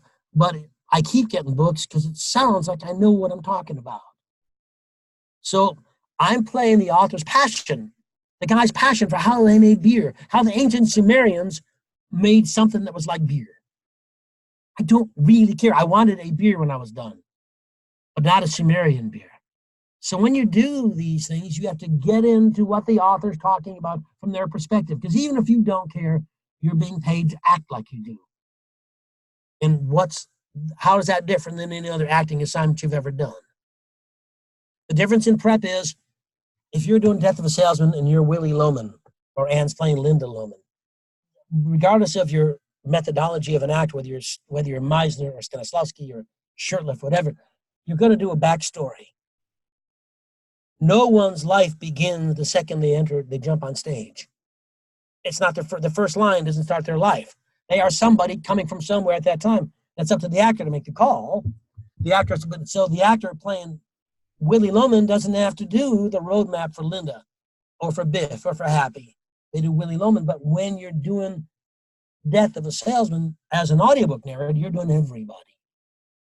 You don't necessarily have to do roadmaps unless it helps you play the characters more. It's a lot more work to do a roadmap for everybody. One other character note. Let me see what I have this in. I don't want to jump ahead of my schedule here. Well, characters coming up. Okay, that's second hour. I'm in the second hour. Oh, good. I'm doing wonderfully. All right, so we're still working on characters. We'll get into that. Should we do 10 o'clock, 11? We're doing fine. I'll talk a little bit about characters, and then we'll do another 3 readings, okay? Any questions on the fiction versus nonfiction ideas now? Remember, from the listener's point of view, it doesn't matter. All they want is the story. That's why they bought the book. Your job is to play the truth, whatever it is, and not to make any judgments. You can editorialize the shit out of it with your friends, chatting, but do not, and this will come up, they have a social media thing coming up. marketing social media company. I'll just tell you, if you don't like a book, I don't want to hear about it on Facebook. We'll talk about why that is. Let's stick with the characters. Choices. Now, I mentioned the choices. What Lisa just did is a great idea, because whether you pick the couple from Castle, I did all the Castle books. Whether you pick that couple or not, you can tell there's a thing going on. Little, it's cute. There's a man and a woman with some affection and some issues and stuff. And when you find out they're cops, it makes sense. It's a man-woman partnership. There's a million cop shows based on that, and it gives you something to play. Basically, this story that Lisa told me told from what's her name? Kilpatrick's point of view. In fiction books, generally the protagonist, the gender of the protagonist will determine who gets the job. Okay? If I'm Horrible Harry, a kid's book, Anne's not going to be that. But if it's Pippi Longstocking, I'm not going to be that. Anne will. Generally. In nonfiction, it doesn't matter as much unless, and while things are changing and while the society's changing, I'm not making any judgment calls, I am saying that Bob would be more likely to get a Civil War history about the Battle of the Wilderness than will Lisa. Even though many historians are female and write great books about war and history, there still is a preference from the point of view of the listener to hear it from a man's voice. Frequently, but not always. I'm not judging it, I'm just telling you what it is. And it's changing. However, if you're doing the Hunger Games and your Katniss Everdeen, whatever her name is, that's got to be a female. Okay? The protagonist generally it determines the gender. When it doesn't matter, climbing Mount Everest, cooking in New Orleans, that kind of thing, it doesn't matter. Generally, the author makes the call or the publisher makes the call. Publishers also, by the way, have sent me books lots of times that aren't male narrators. They just looked at the book jacket and say, here it is, and it's not for me. It's a female. I find on chapter 3, the whole time it's been a female talking, because her experiences are all female experiences. So I had to write them back and say, don't give me this. I can't do that. Don't always believe publishers have read the book. Sometimes they get so many, they read the dust jacket and send it off. Okay? So with the character, once you have the character choices, the main characters are kind of simple. But what I said is you make a list of the characters. Write down who they are. If you determine the New England lawyer is Patrick Kennedy or John F. Kennedy or Edward Kennedy or any Kennedy, you write that down. And as long as that holds true for you, it's going to work. If you start going up on words after the choice is made, it didn't work, make a new choice. Once you've determined who the character is, you need to maintain it. A few notes on this. Don't do anything that hurts your voice. This will come in, I do a lot of little kid pirate books. Pirate voices can hurt your throat. Find one that doesn't. Be aware that some books tend to be series and you may not know it.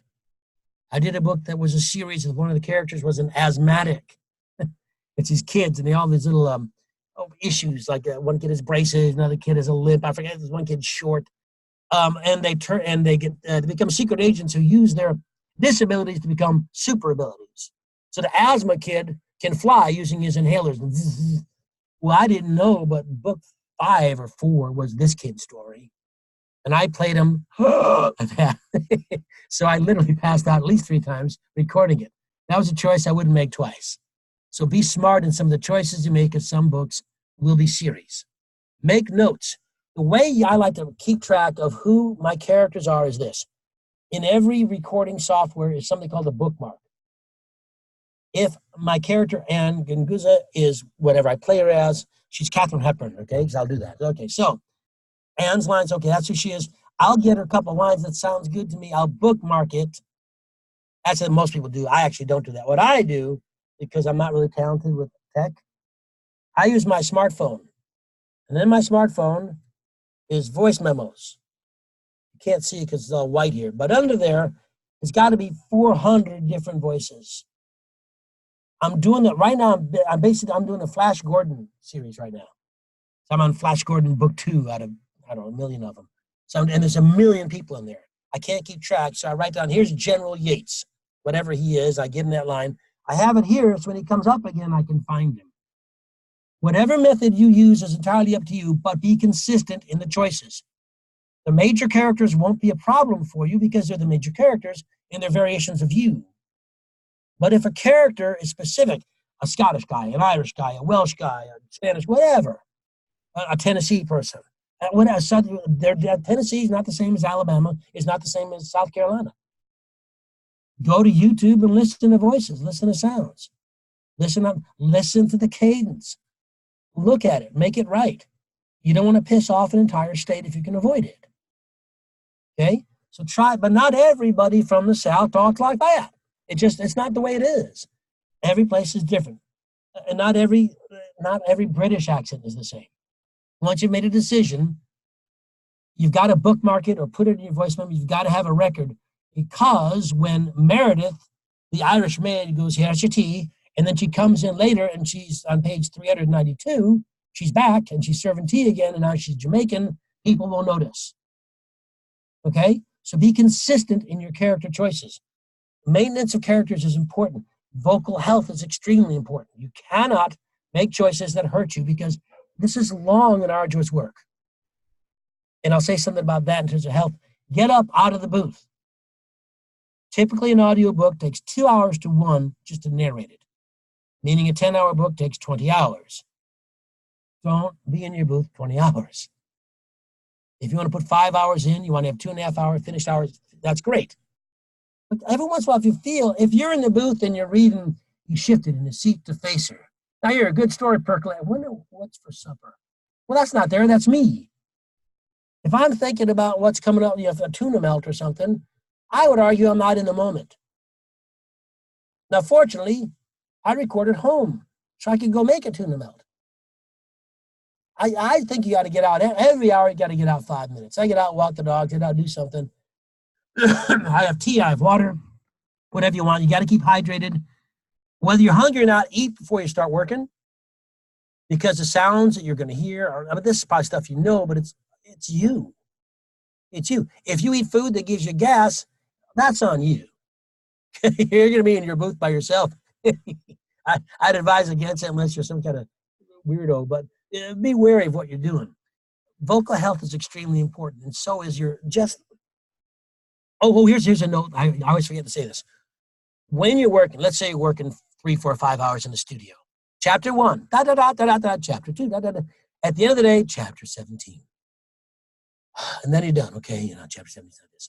When you pick up the next day on chapter 18, you can't come out like that. Hey, chapter 18, woohoo! Because the listener doesn't know it's a new day, and they think you just did blow. Because otherwise, how'd you make that change? So listen to how you finished the day before. Listen to the last few minutes, and then do an impersonation of yourself.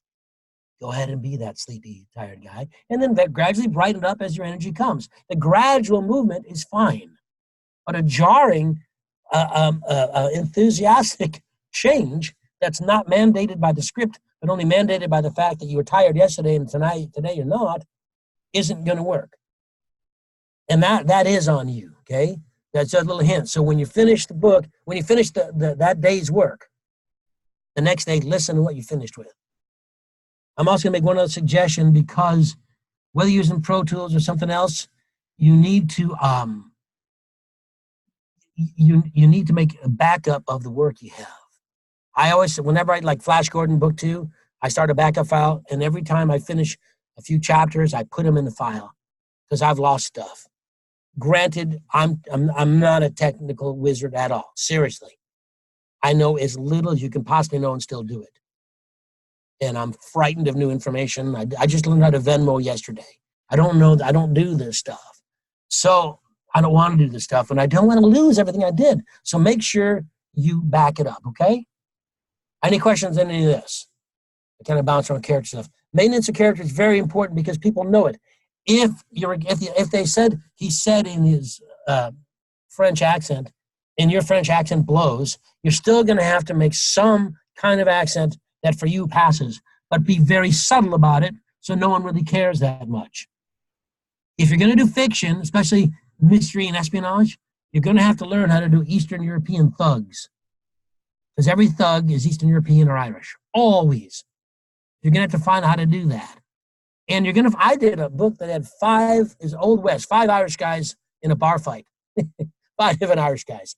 Fortunately for me, I know 5 Irish guys, and I've been in the bar fight with them. So you can do it. But if you don't have that frame of reference, you've got to realize that voices can change, not just by giving an Irish sound, by changing the pacing, the tone, the quality, the pitch, the timbre. All those things take place even in other nations. Okay? So while it's obvious here because you're American, the fact is it happens elsewhere as well. Okay, so then you have plenty of choices. All right, I see this note here coming up. Where are we doing? We're 10 o'clock. Oh, we're moving along swimmingly. All right, so let's get the next few readers.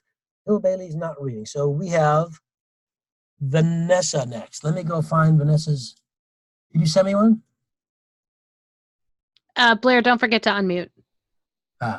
Oh, Blair's, okay, wait. Yeah, I go by Blair. Mm-hmm. Okay. Did you send me anything? Yeah, it's called Piece Together. Mm-hmm. Dang it, you're one of the first people. Let me go find it now. Hang on. Yeah, I was confused. I sent it to you last week. Yeah, that doesn't mean I can find it right away. I told you I don't know what I'm doing. Let's see here. Piece Together for Heller Workshop. Let's go.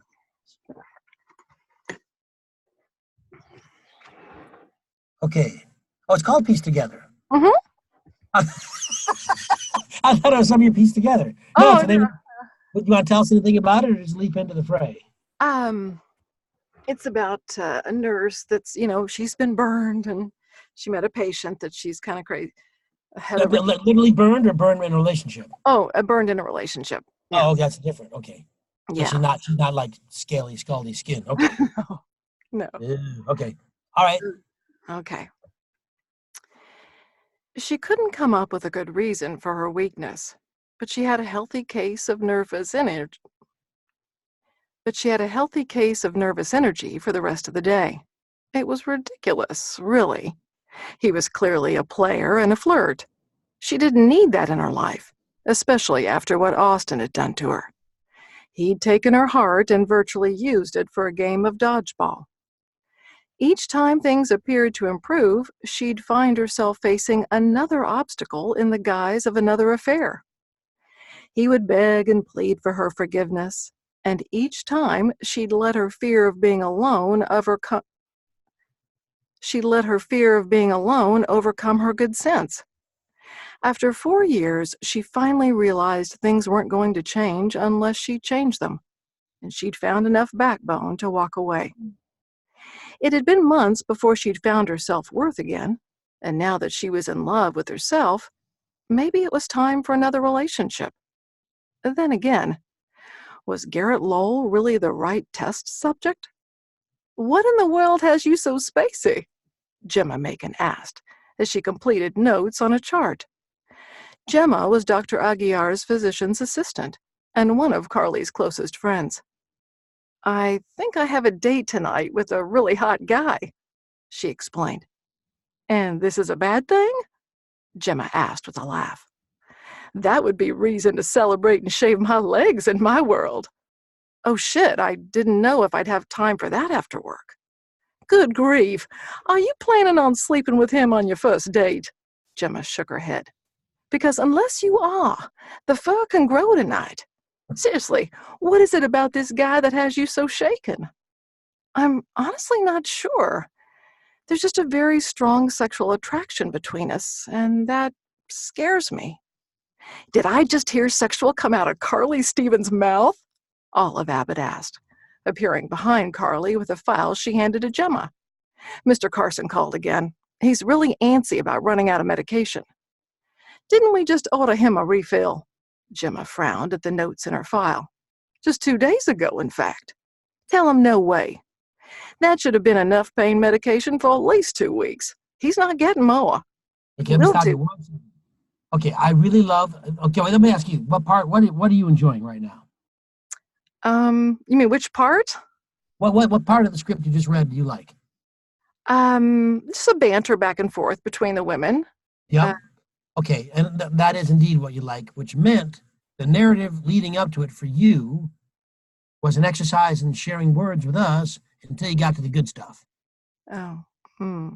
The good stuff has to be all of it. Okay, now you really like playing Gemma because you have fun with her, and she is fun. She's Yeah, the I'm from most. the South, so yeah. Yes, you're enjoying that, which I see. Okay, let's think about this. Here's three ladies working at a doctor's office. One's a doctor, I guess. One's a nurse. One's a nurse's assistant, or something like that. Okay, now it doesn't matter where they are, but these three women talking the way they're talking, doing what they're doing, is very natural, very real. It's pretty good writing, fairly honest. Okay, this conversation can really happen. Mhm. Therefore, let's go. So, what is the beginning all about? What's happening there that leads into this? Before the conversation, what are these two paragraphs talking about? Well, she's surprised. She just met this man, and she didn't think she was ready to date, and yet he's kind of, He appeals to her. yeah. Okay, so what's happening here in this beginning is your inner monologue. It's what you're thinking about when you're interrupted by the other ladies, because what in the world has you so spacey? It's like, pop out of it. You're Earth to Carly. So that means you've got to be somewhere else to be called in. Mm. You're standing there thinking these thoughts. And Gemma comes up and goes, dude, what are you thinking about? Okay. So Yeah. let's have these thoughts. And these thoughts are interesting. Take some time. This is an inner monologue that you get to think about. And there's no hurry in an inner monologue, which she says, couldn't come up with a good reason for her weakness. But you have a healthy case of nervous energy for the rest of the day. It's ridiculous, really. Now, you can look around. You can gesture. You can do anything you want as long as you don't hit your microphone. You can't wear jewelry that makes noise. But if you want to say, it was ridiculous, really. He was clearly a player and a flirt. Okay, this guy's dangerous. He's the bad boy that you're sexually attracted to, even though you know you're wrong. He's wrong for you. He's going to break your heart. There's something there. You don't know what it is? None of us do. The rules of attraction are crazy. It just is what it is. She didn't need that in her life, especially after what Austin had done to her. God, that fucker. He'd taken the outside heaven. So there's that thought. He'd taken her heart and busted it. Screw this. And every time things get better, another Oscar, blah, blah. And so now you're mad at him. So get that. He let her go. Oh, man. It'd been months since she straightened up again. And now, this guy. What's the deal with this guy? Okay? That's what's happening. Mm-hmm. We need to feel that. Because that's as good, as rich, as important, as interesting as anything you're about to talk about. So let's go back and play it. Think these things. You've just been hurt, but you're sexually attracted to somebody you know is going to hurt you again. Weird, but that's what life's all about. So think these thoughts. Yeah. Okay. She couldn't come up with a good reason for her weakness, but she had a healthy case of nervous energy for the rest of the day. It was ridiculous, really. He was clearly a player and a flirt. She didn't need that in her life, especially after what Austin had done to her. Get mad. Get mad now at Austin. What did he do to you? He'd taken her heart and virtually used it for a game of dodgeball. Each time things appeared to improve, she'd find herself facing another obstacle in the guise of another affair. He would beg and plead for her forgiveness, and each time she'd let her fear of being alone overcome her good sense. After 4 years, she finally realized things weren't going to change unless she changed them, and she'd found enough backbone to walk away. It had been months before she'd found her self-worth again, and now that she was in love with herself, maybe it was time for another relationship. Then again, was Garrett Lowell really the right test subject? Let me stop before you go on. How did that feel? Completely different. How'd you guys feel about that? I mean, I just thought Thanks. it just worked, because here's what we do. And it's human nature, and we're no different. Actors are humans. Some. We look at this. Oh, that's a boring part. No one cares about that. It's the most interesting part. What you think in the privacy of your mind cannot be judged, cannot be voted good or bad. It is. It simply is. There are no immoral or wrong thoughts. There are such things that are actions, but thoughts. The thoughts are thoughts. No matter what that's why people write science fiction. They can go anywhere they want. This is an honest, why am I feeling this? I know it's wrong, but I can't stop myself. Okay? You might feel the same way about Triscuits, but this is about a relationship and a guy, and this is it. And you just played it so honestly, it was definitely exciting to listen to. The first time, I'm like, she's trying to get through to the good stuff. Now Well, you realize. I was just thinking, I hope I recorded it the other way. Let me tell you what I think I was doing, and I think I'm getting myself confused with something you said earlier. You had made a comment about like not having an opinion, like not saying things in a way like he's an asshole. Oh, no. Maybe you misunderstood. I misunderstood because I think so, yeah. If a guy in the book's an asshole, he's an asshole. If he's written as an asshole, he's an asshole. Your opinion can't be the author blows, the story. So those opinions I don't care about. Okay. If the author wrote an asshole, you have to play the asshole. Okay. Some of us will be better at it than others. I'm particularly good at it, but because I am one. But if you can, the judgments I'm talking about you not making are judgments on the material. Oh, okay. Okay. Once Good. you said it's my job, your job is to tell that story without editorializing your thoughts about the book. However, the characters are what they are. If our guy Garrett Lowell is a douche, he's a douche, and you're going to play him that way. Now, when you play these other people, then the rest of the story is fine. The rest of the story is great. The voices are great. The characters are great. I needed you to get into it though. Okay. Because you like that part, and you did a great job. There are 3 distinct characters. It was lovely. I pictured these 3 women completely. Oh, good. They were alive and in space, and I mean in their space, behaving as they would. Absolutely real. I followed along completely. Getting there was the slag, And now you've done it. And here's what I'm going to say, and I'm going to say it to everybody: you just did it. You just did it. As far as I'm concerned, you have no excuse ever again to not do it. Because you can. And you probably knew from the beginning you could and should have. So don't ever let us down, okay? It's not fair. You have the chops. You have the ability. You have the act. You can do it. Do it. Do it. You owe it to me. You owe it to me. You owe it to everybody, but you owe it to the author. It's your job. Mm-hmm. You can do it because you just did it.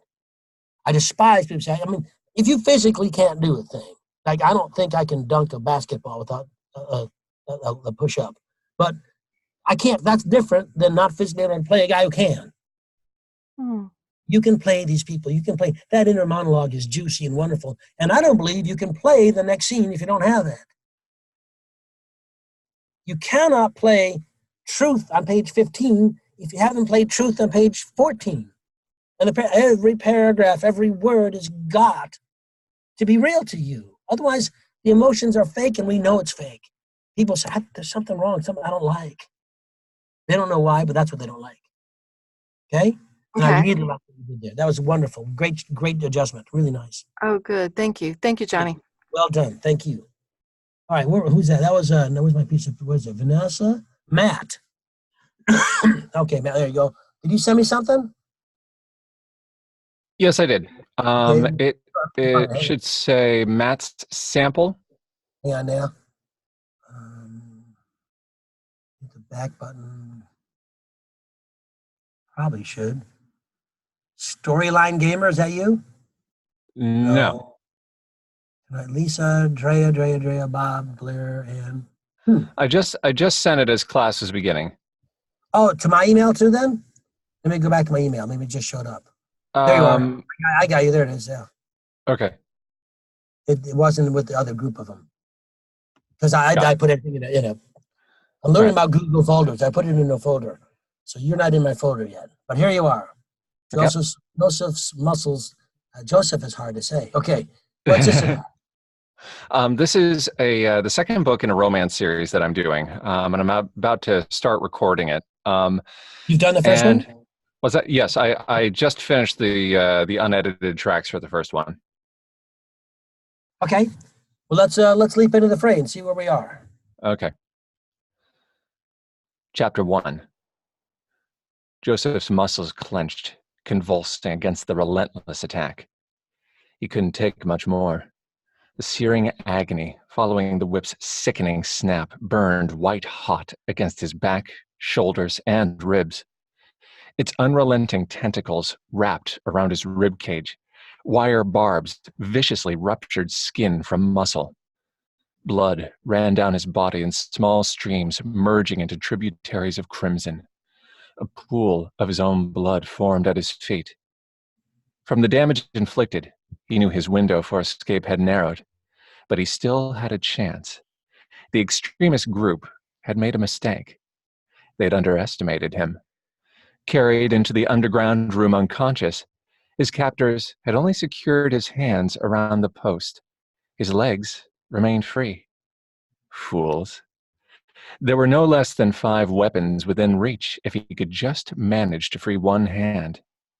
However, time moved in the enemy's favor, no longer his asset.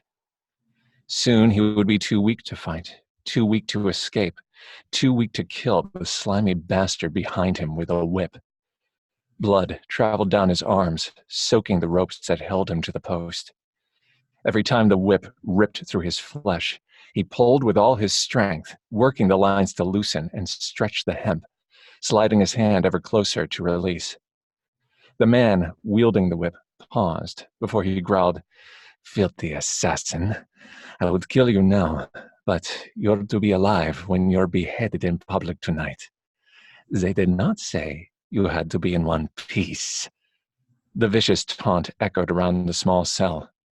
Let me stop you 1 second. Let's go back to that topic here, okay? Okay. I don't know if you guys can hear this. I don't know. There's a, I don't know if it's a reverb or there's something happening in some of the words, so it's not as clear to me. It's just the Zoom thing. It's not you. Okay. But there's just as much, there's kind of a, almost a robotic sound, and I think it's just the way it sounds. It's not, yeah, I don't think it's you. Okay. However, something here, there's a lot going on here. Remember I said that we as audiobook narrators have to be something of a cinematographer? Uh-huh. Are you seeing this? In other words, there's a lot going on. I'm saying Joseph's muscles clenched, convulsing against the relentless attack. He couldn't take much more. When you said, I didn't mean to, but the searing agony following the whip's sickening snap burned white hot against his back, shoulders, and ribs. It was like, I thought it was an ad for McDonald's. Okay, we're serving back, shoulders, and ribs. So it got to be what's happening. This guy's getting his ass whipped. He's getting beat up badly, right? Yeah. So we need to see that, and I think it needs to take a lot more time, because what's happening is the way the author has written this is every single new thought is another whiplash almost. We have to feel Joseph's pain, his agony, and picture him in this position. And for that to happen, because you have a lovely sound, very clear, very nice. There's no issue at all. What we need to do is paint the picture. Think of, if the cinematography idea doesn't work for you, think of it this way. Think of the author as an artist. Mm-hmm. Are you familiar with art like pointillism? You know what that is? Sure. Okay, so every word, every sentence is another point of color. That up close is simply points, but pulled back creates this finished piece. Mm-hmm. So what we have is Joseph's muscles clenched. Use that comma, take that beat, convulsing against the relentless attack. This is chapter 1, we're just beginning. It's an exciting beginning. It's an action film that begins with action. You couldn't take much more. Searing. Now, did you have an acting background? Mm-hmm. Okay, so we know from our acting background, particularly from Shakespeare, that we carry emotion in the English language on the sounds L, M, N, and the vowel sounds. That's where emotions live in the English language. Searing agony. You can hold words, like hold. You can hold words out to create more or shorten them up. More can be held. certain words can be held make sense. You can't hold truck, doesn't work. Right. Following the whip's sickening snap. Look at the alliteration. Whip's sickening snap. Mm-hmm. The sentence had to be delivered like whip strong. Sickening snap, burned white hot against his back, shoulders and ribs. Beat. Unrelenting tentacles wrapped around his rib cage. The vision here, none of the thoughts he's thinking in real life could he think. If you're being whipped like that, it's all you can do to live. Mm-hmm. This is a cat o' nine tails with little metal barbs at the end that when they hit, rip through your flesh. It's a searing, incredibly painful event that most people don't live through. You think, 50 lashes, that's a thing they used to do. Fine, that's brutal. It's inhumane. It's both those. So let's go back. Okay. This is going to sound sick given what I'm saying, but I need you to have a little more fun. Okay, yeah, sure. You know what I mean? Paint this picture. This guy's going to get out and kick some ass. We know because he's our hero. Right. Kill him. So I know. So how's that going to happen? I already know it's going to happen. But let's have his ass kicked for a while before he gets his comeuppance. Okay. See what's happening. Paint it. Okay. Chapter 1. Joseph's muscles clenched, convulsing against the relentless attack. He couldn't take much more. The searing agony following the whip's sickening snap burned white hot against his back, shoulders, and ribs. Its unrelenting tentacles wrapped around his rib cage, wire barbs viciously rupturing skin from muscle. Blood ran down his body in small streams merging into tributaries of crimson. A pool of his own blood formed at his feet. From the damage inflicted, he knew his window for escape had narrowed, but he still had a chance. The extremist group had made a mistake. They'd underestimated him. Carried into the underground room unconscious, his captors had only secured his hands around the post. His legs remained free. Fools. There were no less than 5 weapons within reach if he could just manage to free one hand. However, time moved in the enemy's favor, no longer his asset. Soon he would be too weak to fight, too weak to escape, too weak to kill the slimy bastard behind him with a whip. Blood traveled down his arms, soaking the ropes that held him to the post. Every time the whip ripped through his flesh, he pulled with all his strength, working the lines to loosen and stench the hemp, sliding his hand ever closer to release. We're going to take that sentence again. Every time the whip ripped through his flesh, he pulled with all his strength, working the lines to loosen and stretch the hemp, sliding his hand ever closer to release. The man wielding the whip paused before he growled, "Filthy assassin, I would kill you now, but you're to be alive when you're beheaded in public tonight. They did not say you had to be in one piece." The vicious taunt. Does that feel different? Yeah. And that to you was not going over the top. That was not being like condescending to the listener. Not at all. No, not at all. I thought that's a great point to bring up. The only way you go over the top, now if it's a children's book, but it isn't, you can play over the top. Yeah. You know? That what you did just now is not over the top. That was exciting and taut and real. Okay. It is what it is. If you feel, so you can't see our response to it. I'm trying to think of a way to tell you. You'll know if you're over the top because it'll just be unreal for you.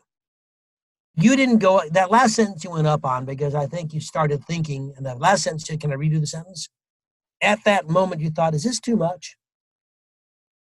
And as soon as you thought that, then it was. And that's why you went up on the sentence. Okay.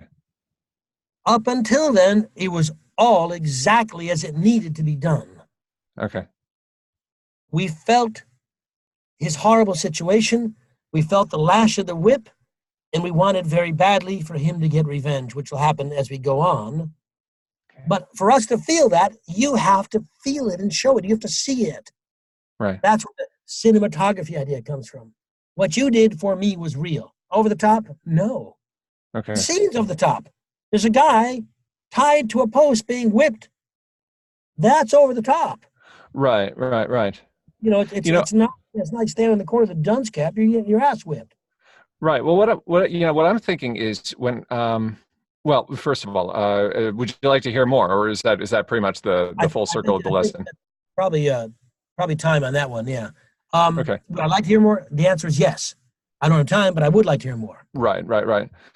Which is what you want. Right. Yeah. I mean, I've listened to a narrator, and to me, he sounded over the top. Now, he didn't sound like I just sounded, but like if the sentence was she threw this across the room, he'd be like, she threw it across the room. That's absurd. Here's the thing: if you think somebody sounds over the top in a book you listen to, 2 suggestions: 1, don't listen to that book anymore. Right. Sure. And not everybody's cup of tea. 2, do a demo from that book and send it to that publisher. You know, if you're better than the guy they hired, why not show them? Right. Yes, it's not a dick move. It's not the only thing. You're not gonna say I'm doing this because the guy you hired blew. I'm not saying that.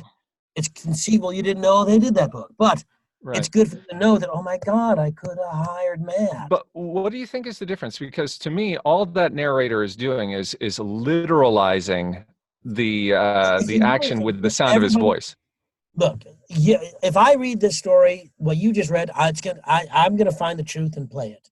Yeah. It's gonna sound different than what you did because we're different actors, different people. Someone's gonna prefer my read to yours, and someone's gonna prefer your read to theirs. But if we both get hired to do this book, if we remain true to the author's play the story, they're both gonna be exceptional recordings. Okay. Those are like this. You are over the top as soon as you think you're over the top. For my listening perspective, you were not.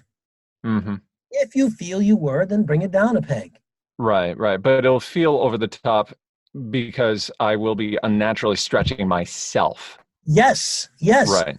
Because if you just listen, when you see the story, you could be the guy that does it. Soon he'd be too weak to fight, too weak to escape, too weak to kill the slimy bastard behind him with a whip. Okay, now it's totally different read than you just did. Right. Out of the top, I underplayed it, okay? With some anger and some animosity. Is that real? Sure it is. I mean, I don't know those stories, whipped it out there, but the point is, as long as you're playing truth for you. Right. Because if I were just to impersonate that and be like, the whip, the cat of 9 tails ripped him in half, that's not me. That's bullshit. It's not you. It's not how you do it. Right. And I'll say bullshit. I'll call bullshit on you. I'll call you up at your house. That was bullshit. You can't. You have to play it your way. That's why the actors are different. Yeah. That's why there's so many different Hamlets and Othellos, because, your Hamlet's different than my Hamlet. It's fine as long as we're both playing the truth of Shakespeare, as long as we're both the truth of the scene. You're over the top, absolutely, if you're over the top. Right. Okay. That's as soon as you think you are, then you definitely are. Yeah. Right? If everything, I know some actors who work all the time, and I think they're always over the top. That's what they do, and they get the same kinds of books. If you want to play a whole bunch of different things, be Meryl Streep. Be an actor. Play the truth of the scene to the best of your ability and as honestly as you can. As soon as you find yourself judging what you're doing, you've lost your connection. If you think you're over the top, you're over the top. Yeah, then geez, I wonder who can fix that. Oh, that's right, you. It's your studio, your script, your everything. You can play whatever you want. Okay?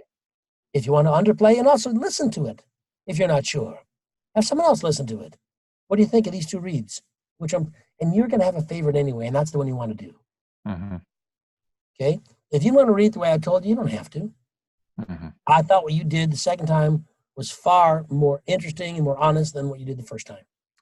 Well, what's a fun effect too is the thing I struggle with the most, and I'll get more into this in the Q&A if there's time. But the thing I struggle with the most is making mistakes, with, even just more than 1 minute into each cycle, after I make a mistake and correct it. But with I this, sense you're very judgmental. One thing. What's that? You're very judgmental of yourself. I'll take that. Yeah, that's why you find the mistakes, because you're ready to make them. Yep, that makes a lot of sense. I pegged you in a second. That's the kind of guy you are. No. When we do the question and answer, we'll come back to this. But what I was gonna say is that when I was having fun with it, I was making less mistakes. Yes, you were, because you're dead on. You're having fun, because it's a disgusting thing going on here. On the other hand, we all watch Game of Thrones. There's a lot of bad stuff going on there. Sure. You have to play it. You have to play what's there. And if anything, if you don't want to play something, then don't take the job, Right. But this thing, I thought you aced it that second time through. Okay. Which means you can.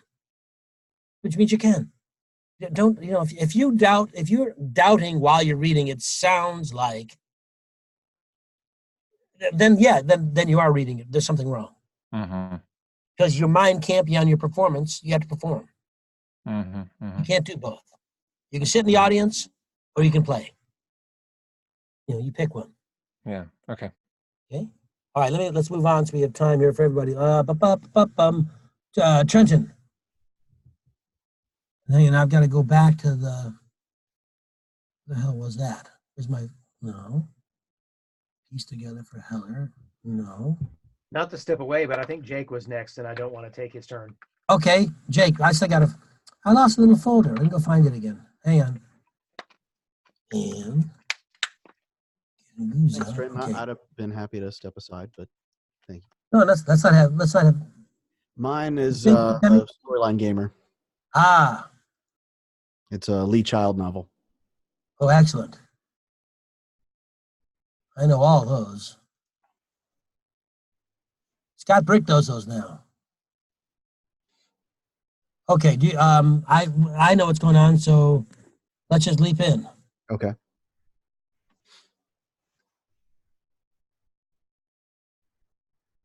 The driver asked, "Are you from Kellam?" "There's a risk of a bad feeling between the town and the base," Garber had said. "People are always tribal when it comes right down to it. Maybe these guys had known Janice May Chapman. Maybe they couldn't understand why she had dated soldiers and not them. Maybe they'd never looked in a mirror." I said nothing, but I didn't walk on. I didn't want the truck loose behind me. Not in a lonely spot, not on a dark country road. I just stood there, looking directly at the two guys, at their faces, first one, then the other, with nothing much in my own face except frankness and skepticism and a little amusement. It's a look that usually works. It usually provokes something out of a certain type of person. It provoked the passenger first. He wound his window down and reared up through it, almost all the way out to his waist, twisting and leaning so he could face me directly across the hood of the truck. He held onto the pillar with one hand and moved the other through a fast, violent arc, like he was cracking a whip or throwing something at me. He said, "We're talking to you, asshole." I said nothing. He said, "Is there a reason I don't get out of this truck and kick your butt?" I said, 206 reasons. He said, "What?" "That's how many bones you got in your body. I could break them all before you put a glove on me." Which got his buddy going. His instinct was to stick up for his friend and face down the challenge. He leaned further out his own window and said, "You think?" I said, "Often all day long. It's a good habit to have." Which shut the guy up while he tried to piece together what I meant. He went back over our conversation in his head. His lips were moving. I said, "Let's all go about our legitimate business and leave each other alone. Where are you guys staying?" Now I was asking the questions, and they weren't answering. I said, "It looked to me like you were about to turn into Main Street. Is that your way home?" No answer. I said, What? You're homeless? The driver said, we got a place. Where? A mile past Main Street. So go there. Watch TV, drink beer. Don't worry about me.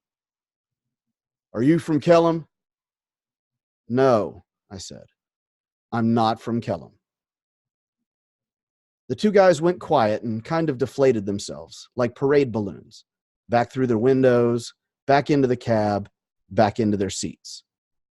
I heard the truck's transmission engage, and then it took off backward, fast, and then it slewed and lurched through a 180 turn with dust coming up and tire squeal, and then it drove away and braked hard and turned into Main Street. Then it was lost to sight behind the dark bulk of the sheriff's department. I breathed out and started walking again. No damage done. The best fights are the ones you don't have, a wise man once said to me. It was not advice I always followed, but on that occasion I was pleased to walk away with clean hands, both literally and figuratively. All right. I let you go all the way without stopping. I thought you did a really wonderful job. Really nice. I don't want to fix things that aren't broken. So I'll only make a couple comments. You did a great job. I want to make sure my comments are about the performance you gave and not my perception of what has to happen in these Reacher books, which I happen to love. Right. The fact that I'm not 6'5", probably. Well, yeah, I'm 5'6". I'm the reverse, right? Well, Tom Cruise did it, and he's like 4'11". Well, that was terrible. No. Tom Cruise is not just wants to be tall. Tom Cruise is not Reacher. For all of those books so that he could be Reacher. For the same reason he paid for the Interview with the Vampire books so that he could be the vampire not who's 6'3". He wants to be tall so bad it's killing him. I'm gonna play never mind. Anyway, so look, let's deal with this. Okay. The only thing I'll say, and I only mentioned once you got going, I would say once we're talking to you, asshole, once you got there, it went along swimmingly. So let's discuss what didn't go swimmingly and why. In the beginning, the driver asked, "Are you from Kellam?" Now, the italicized word, there's a risk of bad feeling. He's okay. All right, then you take a beat. What Jack Reacher says, Lee Childs writes Jack Reacher, much like Mickey Spillane writes Mike Hammer, in a staccato, hard guy sound. The only thing is, I think you are a nice guy. And I think what happens here is that these staccato thoughts, the way Jack Reacher says things, short, sweet, to the point, got connected a little bit because you wanted to connect them, which changes our hero. Okay. Once they started the discussion, gal, car, asshole, whatever it is, we're going to beat you up, then there's no way you can play them but the right way. And that worked. Prior to that, look at how long the sentences are. Look in the third graph. I said nothing, but I didn't walk on. I didn't want the truck loose behind me. Not in a lonely spot. Not on a dark country road. That is significantly different than I said nothing, but I didn't walk on. I didn't want the truck loose behind me. Not in a lonely spot. Not in a dark. Okay? Gotcha. The connection you made was you could zip ahead to get to the dialogue, which you enjoyed. I think if you played the opening scene, I'm not trying to give you the read, but I think you have to give the author's due. He wrote 3-word sentences, or 4 or 5-word sentences. What does that tell you? He wants them read that way. Yeah, he does. Gotcha. It changes. Matter of fact, let's pick it up from start with that paragraph and just get down just a little bit. Just give me that paragraph. The way it's written, not the way you did. The one I just did. Okay. I said nothing, but I didn't walk on. I didn't want the truck loose behind me. Not in a lonely spot, not on a dark country road. I just stood there. Okay, let's go back one more time. Okay. A little more emphatic in your statements. I said nothing. There's still a gentle sweetness about you I'm trying to eliminate for this guy. Okay. Because he's neither one of those things. Right. And if you want to play him, Get rid of that good old, stop being the nice guy I want to have a beer and go bowling with. Okay? I said nothing. But I didn't walk on. Right there, it was like, I said nothing, but fuck you guys. I didn't leave. So give me it again. You're hard. You're tough. I said nothing. But I didn't walk on. I didn't want the truck loose behind me. Not in a lonely spot. Not on a dark country road. I just stood there, looking directly at the two guys, at their faces. First one, then the other, with nothing much in my own face except frankness and skepticism and a little amusement. It's a look that usually works. It usually provokes something out of a certain type of person. All right, I think that's excellent. Okay. I would suggest you now put your hand on your chin when you narrate. All right, gotcha. It closes. You don't realize it, but it truly does close your mouth. Mm-hmm. There's no way around it. But how'd that feel? That it felt a little more fuck you. It felt good. Yeah. Which is, I mean, that's probably Which is Reacher. Not to offend anyone, but that's what it's got to be. Yeah, no, I agree. This is a guy who does not back down. And there was just when you got into the conversation again, perfect. But leading up to that, this guy is just tougher than those two guys. He has no fear of these guys. None. Right. It's all these books are the same. He goes out and does good things by beating up bad people. He's like Shane, but he lives. Yeah. So when you do it like that, now I think it felt better, and I think it played better, and I think you're more honest what's going on. I think you wanted to get to that dialogue because it's fun and you're good at it, and it all made sense and it all was wonderful. But I think you got to get what precedes it done right, because you're establishing who Jack Reacher is. With every single chapter, it reestablishes this guy as the lone hero. The last of a vanishing breed, the gunman who cleans up the town and then moves on. That's who he is. Okay? But that was excellent work. And again, I mean, I was nitpicking a little bit even to say that, but it was great. I could have let it go without a problem. I think you could do better, and you did do better. So that's great, I think. Thank you. Thank you very well much. Done. Good work. Thanks. Thank you. All right. Now where am I? Where's my... child. Oh, here, I'm on the right page. Trenton. Now it's Now it's okay. Let me bring this thing. That's a Jack Reacher I can support. Yeah. That was nicely done. Really nice. Okay. I've got Christmas encouragement. Yep, you got it. There you are. Okay. According to Meredith, Zoe's life hadn't always been seasonal bright. Something in her past periodically raised its head to make her feel ashamed. Little Sis had pulled a lot out of Zoe the short time since they'd reconnected. Meredith even suggested he ask Zoe for a date. And there she was, the subject of his musings, locking her door. He grabbed his coat and mimicked her action. They met in the middle of the courtyard. "Hi there." His voice hadn't squeaked since he was a kid. "What do you have for me today?" She quirked a brow and slanted him a flirty smile. "Who said I have anything for you?" He forced his face to droop into an exaggerated crestfallen expression. She laughed, giving him the reaction sought. "Silly guy, here you are." He accepted the snowy envelope, holding her hand in his while he studied the front. Instead of his name written on the outside, the black-lined drawing of a chubby snowman, topped by a stovepipe hat, fit in his palm. His name made up the facial features. The L formed a sort of nose, with eyes on either side of the tall stem. The other 3 letters curved to shape the mouth.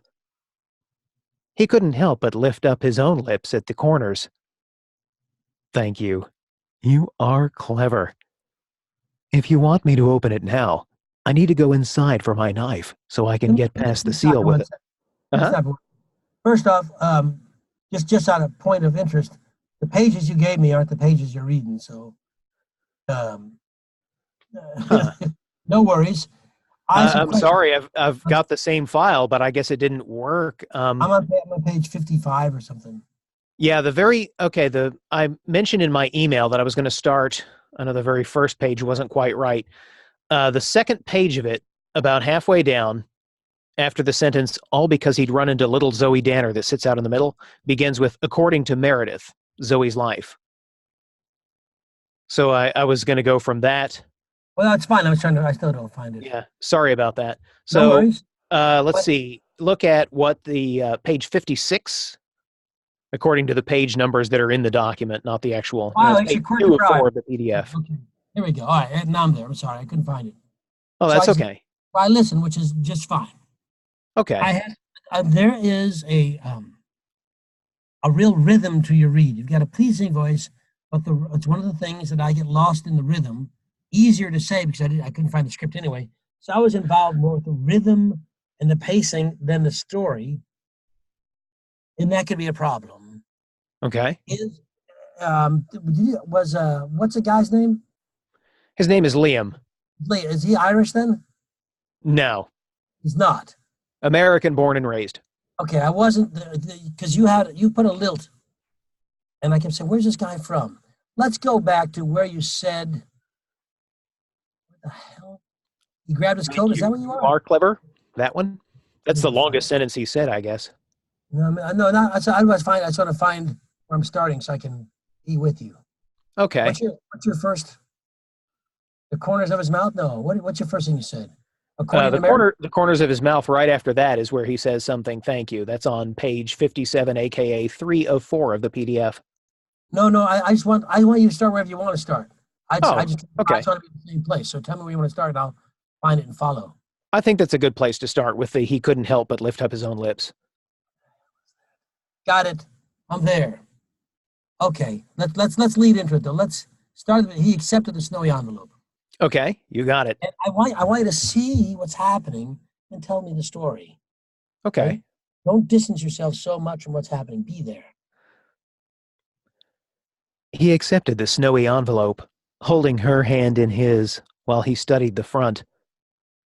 Instead of his name written on the outside, the black-lined drawing of a chubby snowman, topped by a stovepipe hat, fit in his palm. His name made up the facial features. The L formed a sort of nose with eyes on either side of the tall stem.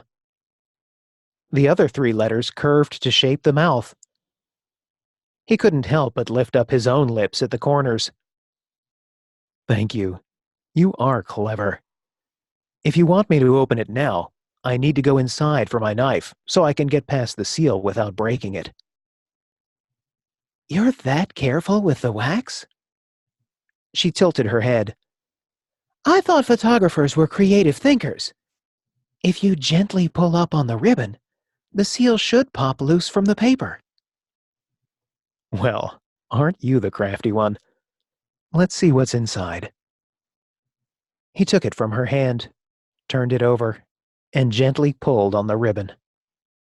Sure enough, the seal tore loose. The card itself was in the shape of a snowman. Inside, Zoe had written, "This is an invitation, but not for what you think." I'll bite. What exactly am I to make of this invitation? For one, I'm not asking you if you want to build a snowman with me. Been a few years since I rolled balls of snow around. I have a feeling any snowman I built now would be more square than round. She nudged him with her shoulder. One of these days, you can come see where I live and play in the snow. Today, I'm inviting you to the Market Snow Festival. A block near the arena was closed off this morning in preparation. A week ago, water froze for an ice rink. I don't skate, so don't ask me. Okay, let me stop you again. Okay, that's much nicer. Now I thought that was really nice. Great pacing, great time. I do have a little. I'm not sure about this, so I'm not going to make it a do this or else kind of thing. Her voice, because because you raise it like this, you're actually playing. Here's the deal. In a book where a male's narrating and it's a female character, happens all the time, I'm not certain that putting a falsetto type of voice on is what we want to do. Because instead of playing a character, we're playing a sound.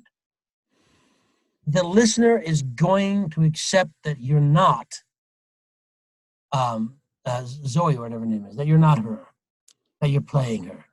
We suspend our belief. It's okay. So if you have females, instead of raising your voice, I would just play her how she is. I wouldn't make her deep voice. I wouldn't do that. But if he's like an example, been a few years since I rolled balls of snow around. I have a feeling any snowman I build now will be more square than round. And her, one of these days you can come see where I live and play in the snow. Today I'm inviting you to the market. So just a little more gentle. You know what I mean? Okay. As I'm going to say that if you do your female, I believed everything, I liked everything, but if you do your female characters like that, and there's more than one female character, you're going to have a problem. I think also there's something, and it could be just me frightening about it. It sounds like one of those scary puppets in those movies. Because you're working hard at that kind of sound versus playing a character. Yeah, that's part of why I chose this. Is a lot of times if I'm going to do a female character, I try to go for something lower in contralto and less about the pitch and more about the breath.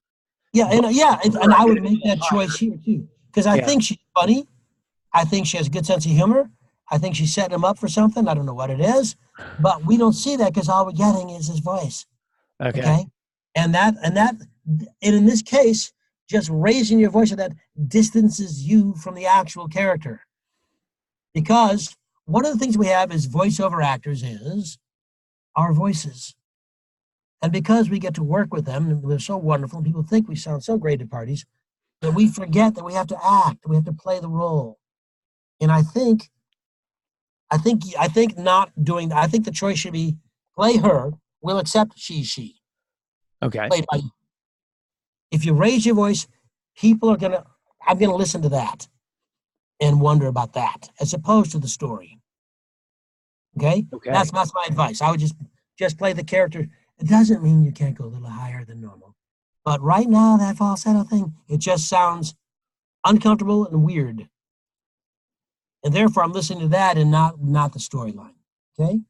I feel like I've had some good female character reads before, but I try to avoid this, and it's a habit that happens because I start thinking I have to get further away from the lower pitch, and then I don't realize I'm moving away.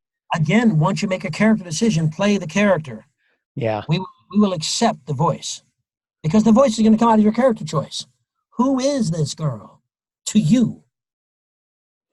You know? Is she Beyonce? Is she Jennifer? Is she I don't know. Is she? She's an endless optimist. I mean, I don't have a specific person I want to emulate. I just know that her cheers. Find one in your life. Find one. Either someone who played it in a movie or someone you know is like that. I promise somebody. Who is that? And play her. Doesn't mean impersonate the voice, means play the optimism. Play that sunny disposition without the high voice. Okay. We'll believe it and it'll be fine. Right now, I'm tuning into your pitch. I'm like, that's going to hurt after a while. That's all I'm thinking. And I don't want to think that. I'm going to follow the story because you do a great job. The pace is good. The tone, everything's good. Just be real with her. Can I give her a try again and get some adjustment? Give her a, let's see. Give her a, just go right. One of these days, give her there. One of those days. Okay. One of these days, you can come see where I live and play in the snow.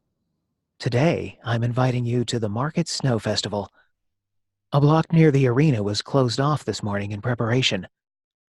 A week ago, water froze for an ice rink. I don't skate, so don't ask me. Okay, I want you to do it again, and don't think of her as a girl at all. Player is a little. First off, she's making a joke. One of these days, you can see where I live and play in the snow. Today, okay, so let's just don't play a girl. Okay. Just be their character. Don't be her. One of these days, you can come see where I live and play in the snow. Today, I'm inviting you to the Market Snow Festival. A block near the arena was closed off this morning in preparation. A week ago, water froze for an ice rink. I don't skate, so don't ask me. That works. That feels better. That does. What? That feels... Better. I'm afraid it's intruding on narrator voice, but I guess it isn't because she still has that. She still has the rhythm and the emotion. And you have a lovely sound. It's the reason I heard a lilt is it's an Irish lilt to a sound. It's a lovely sound that I appeals to me. However, your narrator will be different. It's different. The character's different. The girl you just played is a real person to me, and I'm willing to accept that she's a female without a problem.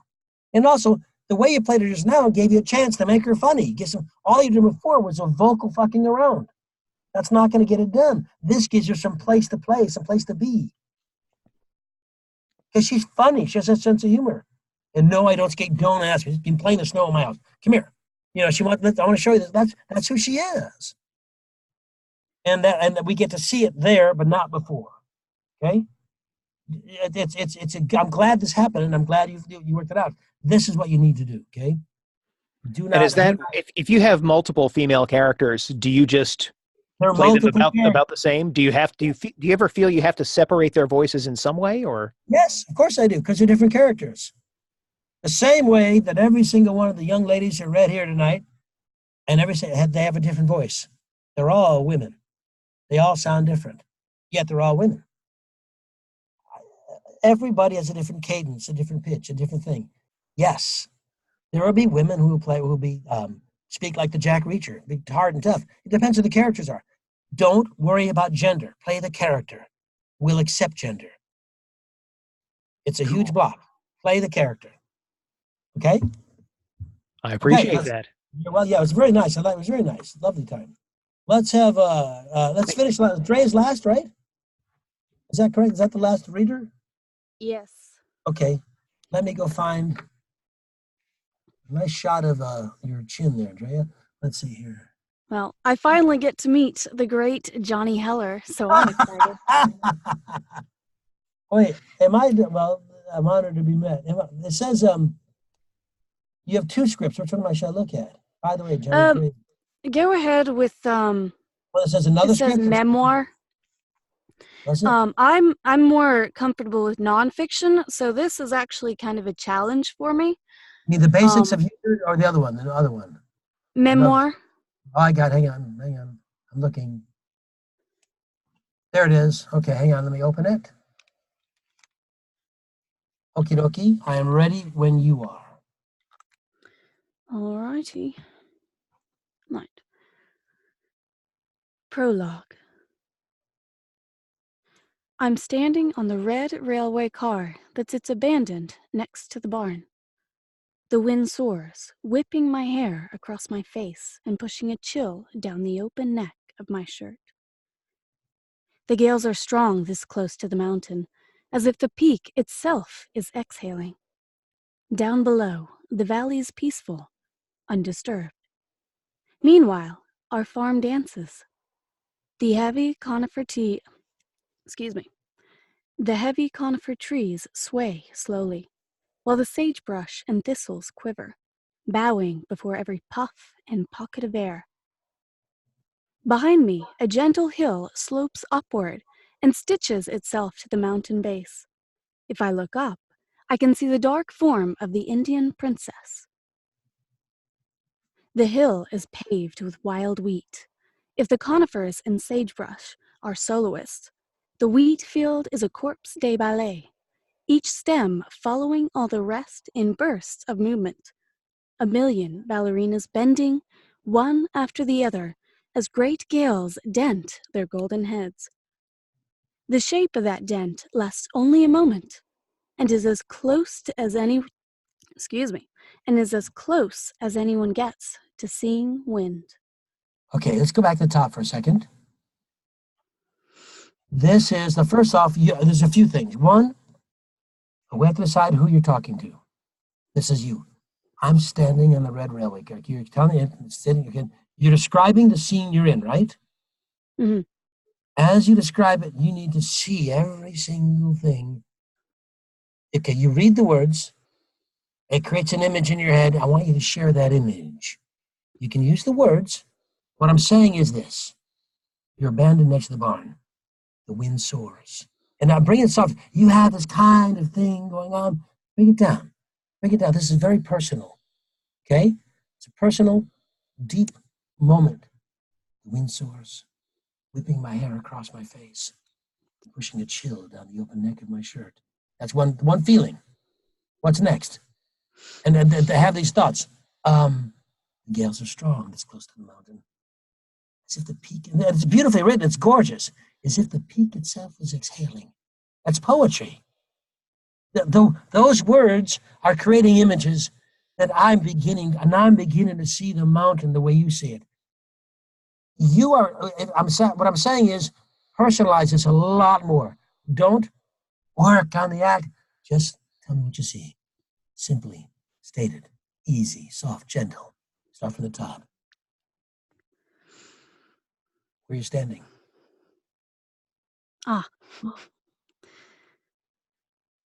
I'm standing on the... Slow and easy, relax.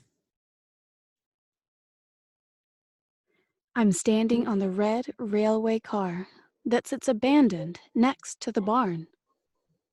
The wind soars, whipping my... Softer. Gentler. From the top?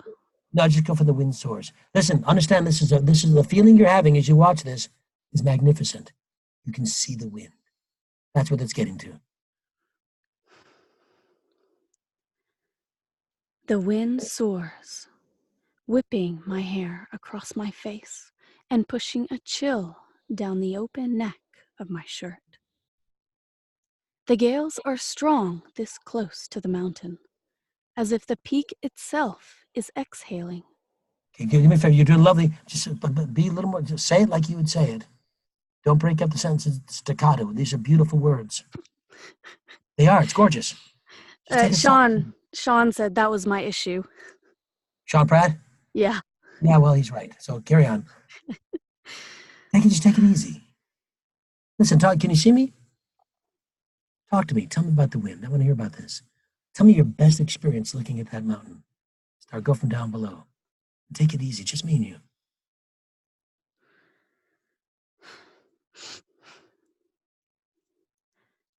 Down below, the valley is peaceful, undisturbed. Meanwhile, is that how you speak? Say that. Close. So say it. Down below, the valley is peaceful, undisturbed. Say it. Just say it. Just say it. Down below, the valley is peaceful, undisturbed. Now say it again a little slower, but just like that. Down below, the valley is peaceful, undisturbed. Carry on just like that. Meanwhile, our farm dances. The heavy conifer trees sway slowly, while the sagebrush and thistles quiver, bowing before every puff and pocket of air. Slow down. Keep going the same way. Slow down. Behind me, a gentle hill slopes upward and stitches itself to the mountain base. If I look up, I can see the dark form of the Indian princess. Okay, keep it natural. What's on the hill? The hill is paved with wild wheat. If the conifers and sagebrush are soloists, the wheat field is a corpse de ballet, each stem following all the rest in bursts of movement, a million ballerinas bending. Okay, stop right there. I want to pick this up. I'll go from each stem, and I want you to recognize the beauty of this. The wheat field is a corps de ballet. Each stem. Now listen, remember we talked about our emotions carried on L's and INGs. Each stem following all the rests. You can hold all. Following all the rests and bursts of movement. What's it look like to you? A million ballerinas bending. One after, okay? It's an appealing image. So pick it up from the wheat field is a corps de ballet. The wheat field is a corpse de ballet.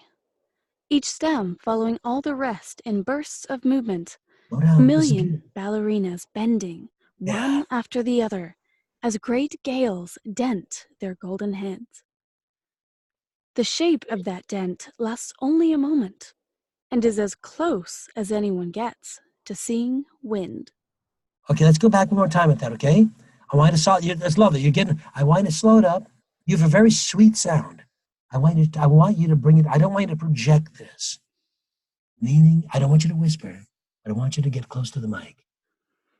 And I want you to take it easy, and I want you to tell me about the corps de ballet, because what you're seeing is the swaying of the wheat field, and it looks to you like ballerinas following one after the other, bending and swaying in unison. And it's as close as a human being can get to seeing wind. Share that sight.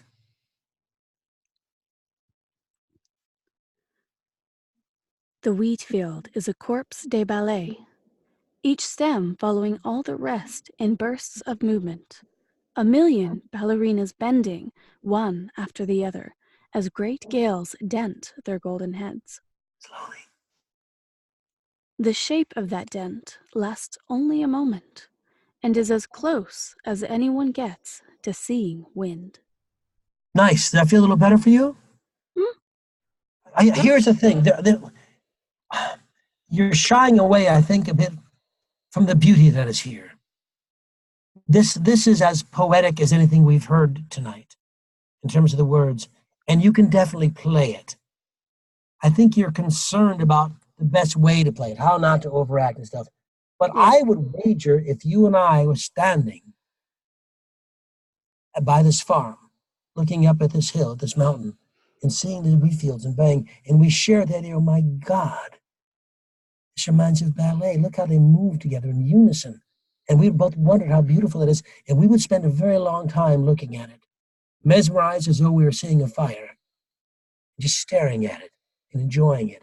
And I need you to spend that much time in telling me, so that the images that you see are clear to me by the reverence you have, that the author makes you have. The shape of that dent lasts only a moment. And it's sad. It's as close as anyone gets to seeing wind. There's a sadness there. It's a beautiful bit of nature. And I think you have to connect to that with something that you feel as strongly about. You may not be a nature person. You may say, however, a flight of a bunch of monarch butterflies may move you, or the sight of 1,000,000 puppies. I don't know. But whatever it is, you need to find that thing and recognize that as this. Extraordinarily beautiful, almost beyond comprehension in the words that come to you. Look at all the M's and L's and the vowel sounds. They're demanding that you hold this in place and feel the feelings. It's demanded, okay? The author's telling you that, and the words tell you that. There's a beauty here, and I think you're a little afraid of it. You have a perfect voice for this, Dre. Perfect. Drea or Dre? Either works. No, it's got to be one or the other. My name's not Joan. Officially, it's Drea. Okay, I'll call you officially Drea. You have a lovely voice. It's gorgeous. Take your time and let the beauty of this thing happen, okay? I really think this is good stuff for you to work on. You may not like it, but you need to work on this. You need to find how this plays. There's beauty here. I would, we have to move on to some other stuff. But I tell you what, if you work on this some more, you send me an MP3, you're doing this. This is just paragraph. I'll work with you, okay? I want you to get it. I think you'd be excellent at it. Okay? Just one quick question. What do you personally do when you know you need to relax and get out of your head? I don't have a crafty answer to that. I just relax and get out of my head. If I'm aware I'm there, I'm like, whoa. Sometimes I'll leave the booth. But the difference here is I try to concentrate on the images. I'm a very visual person. I think literature is visual. That's why I mention cinematography all the time, and art. This is beauty. You can't look at this and not see what the author wrote. It's beautiful writing. So if I'm in my head on this, then I need to take a break and come back to it, because this is exactly the kind of stuff that makes you cry. It's so beautiful. I find it extremely moving. And you may be, without knowing it, afraid of the emotion here, of the emotional connect. The beauty may be overwhelming to you. I don't know if that's the case. Only you know that. But I want what you're hiding. I want it. I want that out. You're hiding something from us. And that's what I want to work. That's why I want to work. I find I'm intrigued. I want to get to the bottom. I want you to do this. Well, I'm also nervous being on the spot too. Well, I mean, I'll take the nervousness off. I'm not hiring you. Okay? Now there's no more worries. So it's fine. I think you can do this, and I want you to do this. There's some beauty. This is a beautiful passage, and I'll help you get it. I just think that you have a perfect voice for this. And when you really start looking at the beauty of it, you should be able to play it. I want to find out why you're not. If we can break through that, you'll be doing a lot of things. Yes. Okay? Okay, so now let's move on. So it's lovely. That's a beautiful piece. Okay, now let me go over a couple things quickly and then take questions, okay? Because we're at 11, a little after 11. So real quick, let's talk for a second about social media marketing. I'm sure branding, all that stuff. I'm sure Anna talks about this all the time. I'm just going to give some don'ts. I mentioned branding. Be wary of branding too soon. I know that Sean likes a brand marketing thing. He says a gentle, sweet voice. That's fine. I don't care. I think the problem is when people say, I work at that, say, I only want to do science fiction. I'm thinking, well, okay, but why? It's more and more difficult now to do what I do, which is everything, because they kind of want to pigeonhole people. But once you get to be good and get to work and people know you as good, they'll give you other things. And you can start asking, if you audition an ACX just for romance or erotica, fine, but understand you'll be doing that. If you start auditioning for other things and get it, then you start getting a body of work that allows you to brand yourself as an actor, not a sci-fi voice, not a mystery voice. You know what I mean? And I think that's what you want to shoot for. When we talk about social media, I'll just say this. First off, you need to have a website. On your website, if you do e-learning and corporate narration, all that other stuff, guess who doesn't care? Audiobook publishers. If you want to mail something out to the list, some of the people on that list, it has to be a link to where your audio demo stuff lives. Quick word about demos. Demos should be 3 to 7 pieces, 1 to 3 minutes in length, different genres, and not one long thing, but this piece. And it needs to be titled. I don't care what the title of this book, like the thing that memoir, poetry we'll call this piece you just did, Drea. The lead child, right? Jack Reatrius, right? Fiction, tough guy, fiction noir. So So what they want to know is the genre they're in, more than the title. We're not as interested that it's a lead child story as that it's a noir story, for example. Because when the publisher has a book and man say, can Drea do romance? And then look, and here's one of your, under your clip says romance, and there it is. Okay? So they want to know. So that's how you want to engineer that stuff. On your website, and when you send a link to that place. Don't make them go through all the awards you got in high school and how much your mom cares about you. Send them right to where they got to go. On social media, you're going to want, I think you need to be there. I think you need to be able to be found. The problem with social media is nothing is private and everything you say lives forever. If you're pissed off and you're kind of hammered, don't post. Or write out what you want to write and don't send it to anyone. Write an email to no address and get it all out of your system, but never post it. Whatever you put online is there. I'm virulently anti-Donald Trump. You can see it everywhere. I don't put it on my actor page, but everywhere else, it's pretty clear. That's cost me some jobs. I've also gotten me jobs. I think the gotten jobs is winning. However, if you don't want your political stances to be known because it's not important in hiring you, then don't share them there. If you have Johnny Heller actor page, I don't put any political stuff there. On the Johnny Heller social page, and I could do a separate name, I suppose, I put on exactly what I think. However, there can be fallout from that. So I'm just being this. And one thing super important, if you do some ACX stuff, everybody know what ACX is? Everybody not know, I guess? Okay. If you're working for, some of the writing sucks. You can't say on professional audiobook narrator page, I'm doing this horrible book written by Trent. What a horrible writer. Listen to what he had me say in some convoluted, shitty sentence. Because he's going to find out about it. And who do you think his friends are? Other authors. And my name is going to be mud. It's just stupid. And I see actors do it all the time. Don't insult the people you want to hire you. If you think they suck, don't let them know that if you're taking the job. If you think they really suck, don't take the job. If you can't act it honestly and play it right, regardless of how badly written it is, don't take it. But don't put down the author or the publisher or the casting director. And any one of those will tell the other guy anyway. There's a million books being written, tons of work out there, but it's a small world. Your name can be mud very fast. Okay, what else I want to cover real quick? Jobs, I give you kind of thing. Blah, blah, blah, blah. Let's see if there's any questions for you. Anybody have any questions? Yes, Trent. Just an observation following up on what you just said about, don't badmouth a project if you don't like the writing. One of the things I learned early on was just that I did a particular book I won't name, but the writing was not strong and it was difficult sometimes to breathe life into it. And so I just kind of realized that whatever project, if I commit to it, I have to fall in love with it. Yeah, that's the whole point of acting too. I don't like it. How would you, like maybe Tony Robbins says it, how would you feel if you did like it? Like a psychiatrist asks all the time. You got to ask you, how would I feel if I did like it? Well, then I'd play it this way and play it that way.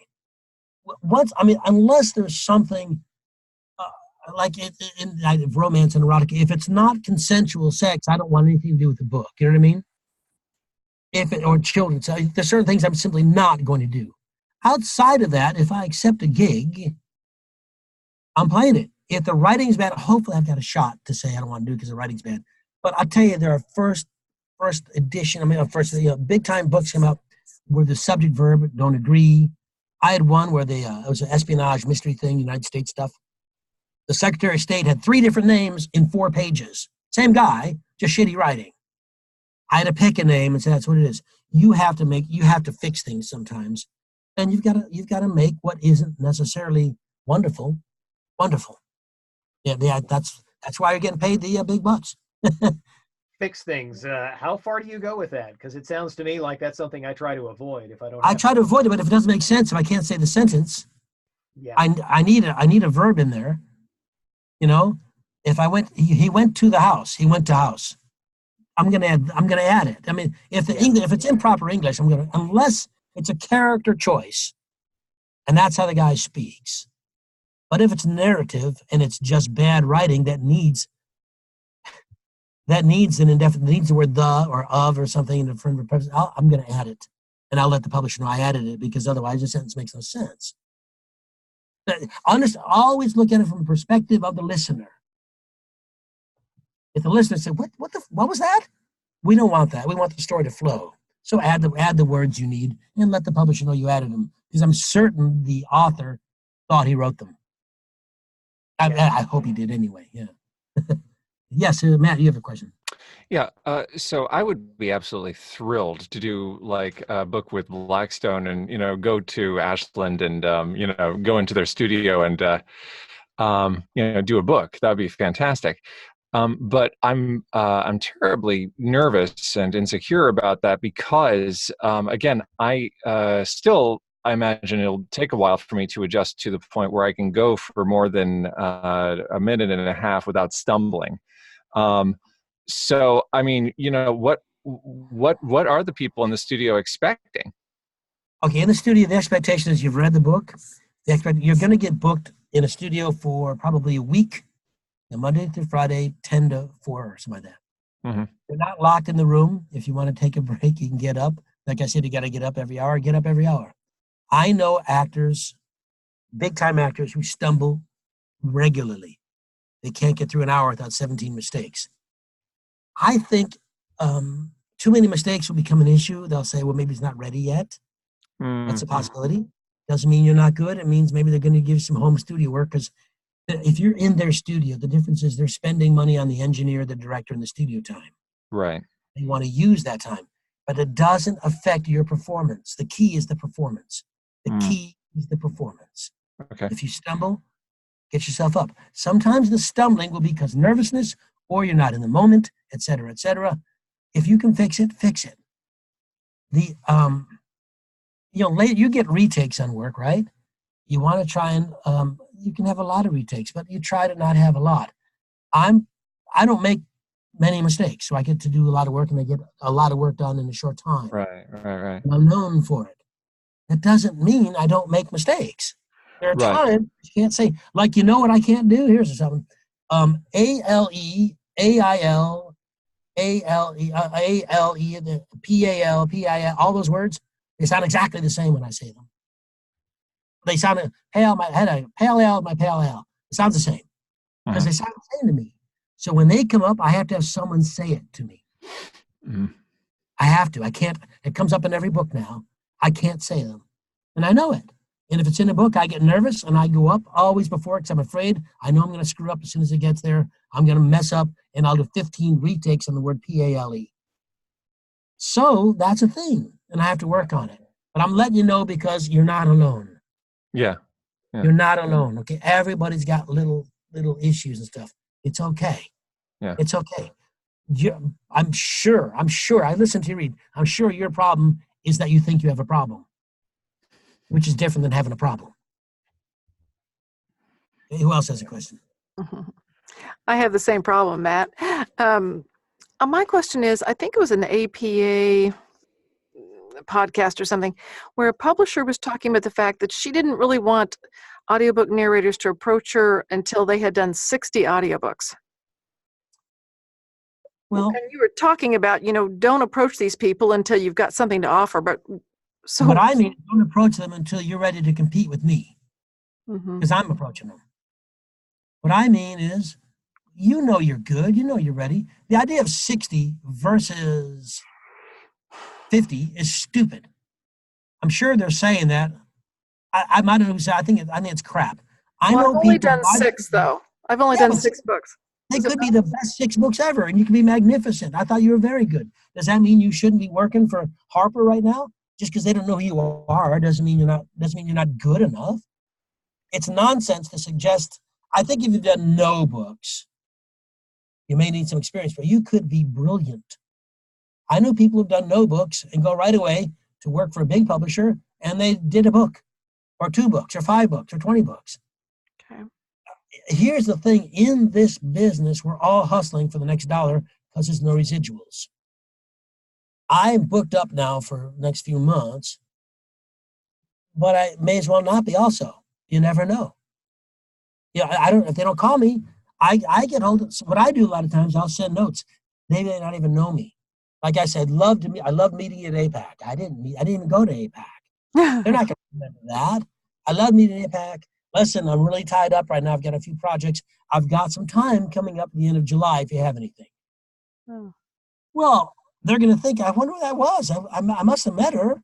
And they'll say, oh, yeah, I remember that voice. And they may not, because they met 1 million people. I'm not saying lie, but I'm saying this idea that you need 60 books where you can work for me is just horseshit. I'm sure that's a statement they said to keep away the people who suck. Okay. If you're good, you're good, and you're committed to work, you're going to go find those people, and their cream will rise to the top. It's not this. There's no X number of books before you get to work for Blackstone. That's just crazy. Okay? It's nonsensical. Okay, thanks. Yeah, they lied to you, flat out lied. Anybody else? No? I've got a question. Jake does. I'm way down here, apparently. I love this green thing, like Ming the Merciless in there. So that's part of the reason it came from a weird email account. I'm also a Twitch streamer part-time, which is rarely. I stream myself as somewhat entertaining while playing video games on a platform called twitch.tv. You were talking to the wrong guy. Okay. Yeah, it's a technology thing. And I do it poorly enough that I average maybe half a person per hour. But anyway, I am completely new to this. I'm still in the training phase. And so this is going to sound like a newbie question, but you mentioned I'm booked up through the next couple of months. when I do get to the point where I'm ready to move past training and start this, I'm wondering about how much time I should plan on budgeting, because I'm a teacher full time, so I'll be recording at night. And I'm just curious kind of how long different novels or nonfiction works would take. It's okay. Here's a general idea is this. It's 2 to 1 in terms of narration, depending on how dense the book is. If it's James Joyce, then, you're lucky to get 3 words out every week. If it's a regular book, Lee Child, okay, 2 to 1. If it's a 10-hour book, it's going to take you 20 hours to record, basically, okay? That doesn't include the editing, mastering, and proofing. If you do that yourself, and you can't proof yourself, by the way, because if you say things wrong, you say things wrong, and no one ever corrected you. Someone else has to proof it. I tend to think you should budget that. In other words, when you make a deal with Johnny Heller, the rights holder, say, Johnny, I need $200 an hour to record. I need $75 for my editor to get it edited and mastered, because I don't want to do that. If you do add editing and mastering, it goes from 2 to 1 to 5 or 6 to 1. It could be a law of diminishing returns, especially in a royalty share if the book doesn't sell. My advice to you is start looking at ACX, see what's out there, and get an idea when you're ready to do stuff, because you have summer break coming up. Don't do it, and don't do a bad book. Don't do a short book, and don't do a bad book just for experience. There's no value to it. There is zero value to have a shitty book in your portfolio.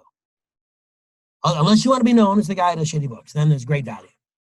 But if you don't want to be that guy, don't do them. Pick good books. You're good. You're very talented. Audition and do one, and you have the whole summer. Generally, they're very lenient on you. You make an arranged date to have the book done by. If you do a book for Tantor or Harper, sometimes I get, I'm doing 4 books this week. That's too many. But I have a hard time saying no. I'm bad. So, but you have to know what you can do workflow-wise. The only way you're going to know what you can do workflow-wise is to take work. Then you don't have to say, I'm in training, I don't know what I'm doing. You're excellent. Go do a book. Thank you. I don't have the studio yet. We're building a house, and I'll have it then. But thank you. I will. Yeah, get that studio in there and quit and keep twitching. Yes, sir. Yes. Twitch if you got him. I wanted to mention ACX allows for hybrid deals now. So if you wanted to do a royalty share book, you can now do royalty share plus 65 an hour for editing or whatever, because my editor is 65 an hour, and I don't personally work for royalty share, but unless it's like if James Patterson wanted me to work for royalty share, sure, because that's going to sell. Yeah. But but they now let you do hybrid, so you can do royalty share plus 100 an hour or whatever it is. I thought they always had, because I've done about 4 or 5, maybe 6 books in ACX, and I always made him pay the editor. I just made a deal. I know with they the author. recently changed it to make it easier, or something happened. Everybody was all. I said, if you want me to do it, pay so and so this much money to write him a check. Yep, exactly. I don't know how to edit things. Yeah. Blair, you have a question? Yeah, I have one other quick question. So I've got an editor that's doing the proofing and the editing right now, but I wondered, what do people pay for just a proofer? If someone's just, like I had a 2-hour book that was a second and a just proofing 2-hour book, probably $25 an hour. Per finished hour or per actual hour? Well, if it's 2-hour books, you get $50. Okay. I imagine. It's not a big deal. Yeah. Generally, it'll be, proofing generally is included in the editing mastering, because they can't ignore it because they're giving you the retakes. So generally that's by the hour, I think, of the real hour. Yeah. Okay. Matt, you had something? Yeah. Just speaking of self-marketing, this session is being recorded, and I'm wondering if we can quote you on any nice things that you said about our narration as we were going, and then put Johnny Heller, such and such accomplished, so say I said you were good, you mean? Yeah. On your website?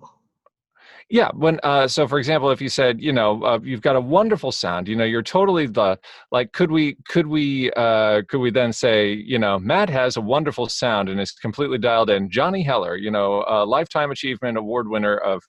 I would appreciate you sending me an email before you did that, because if everybody does it, my word will be mud. You know what I mean? Okay. If everybody I talk to, I'm nice, but I don't want to quote everybody. And also, you should let me know and we'll talk. Okay. Send me. I can't. I might. Initially, no, not until we talk more. Sure. Because otherwise, because if you do, I haven't seen you work on a book. I saw you do like 2 minutes, 4 minutes on a passage. It's different. Sure. Okay? It's a fair question, though. Anybody else have anything?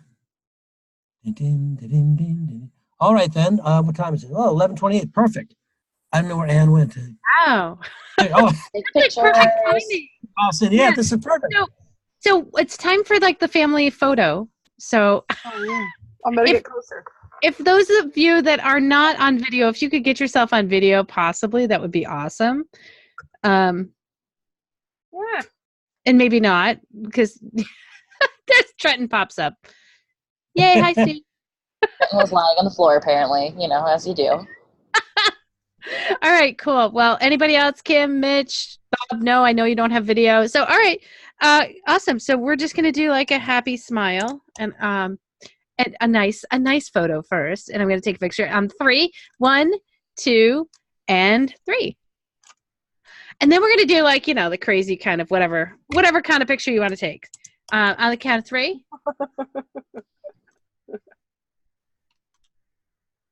1, 2, 3.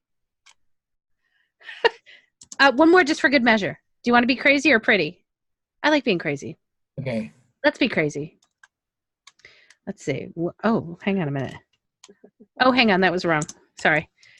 I'm not ready. I have to I know. We're all I have to do these crazy things to take the screenshot. So sorry. Cool.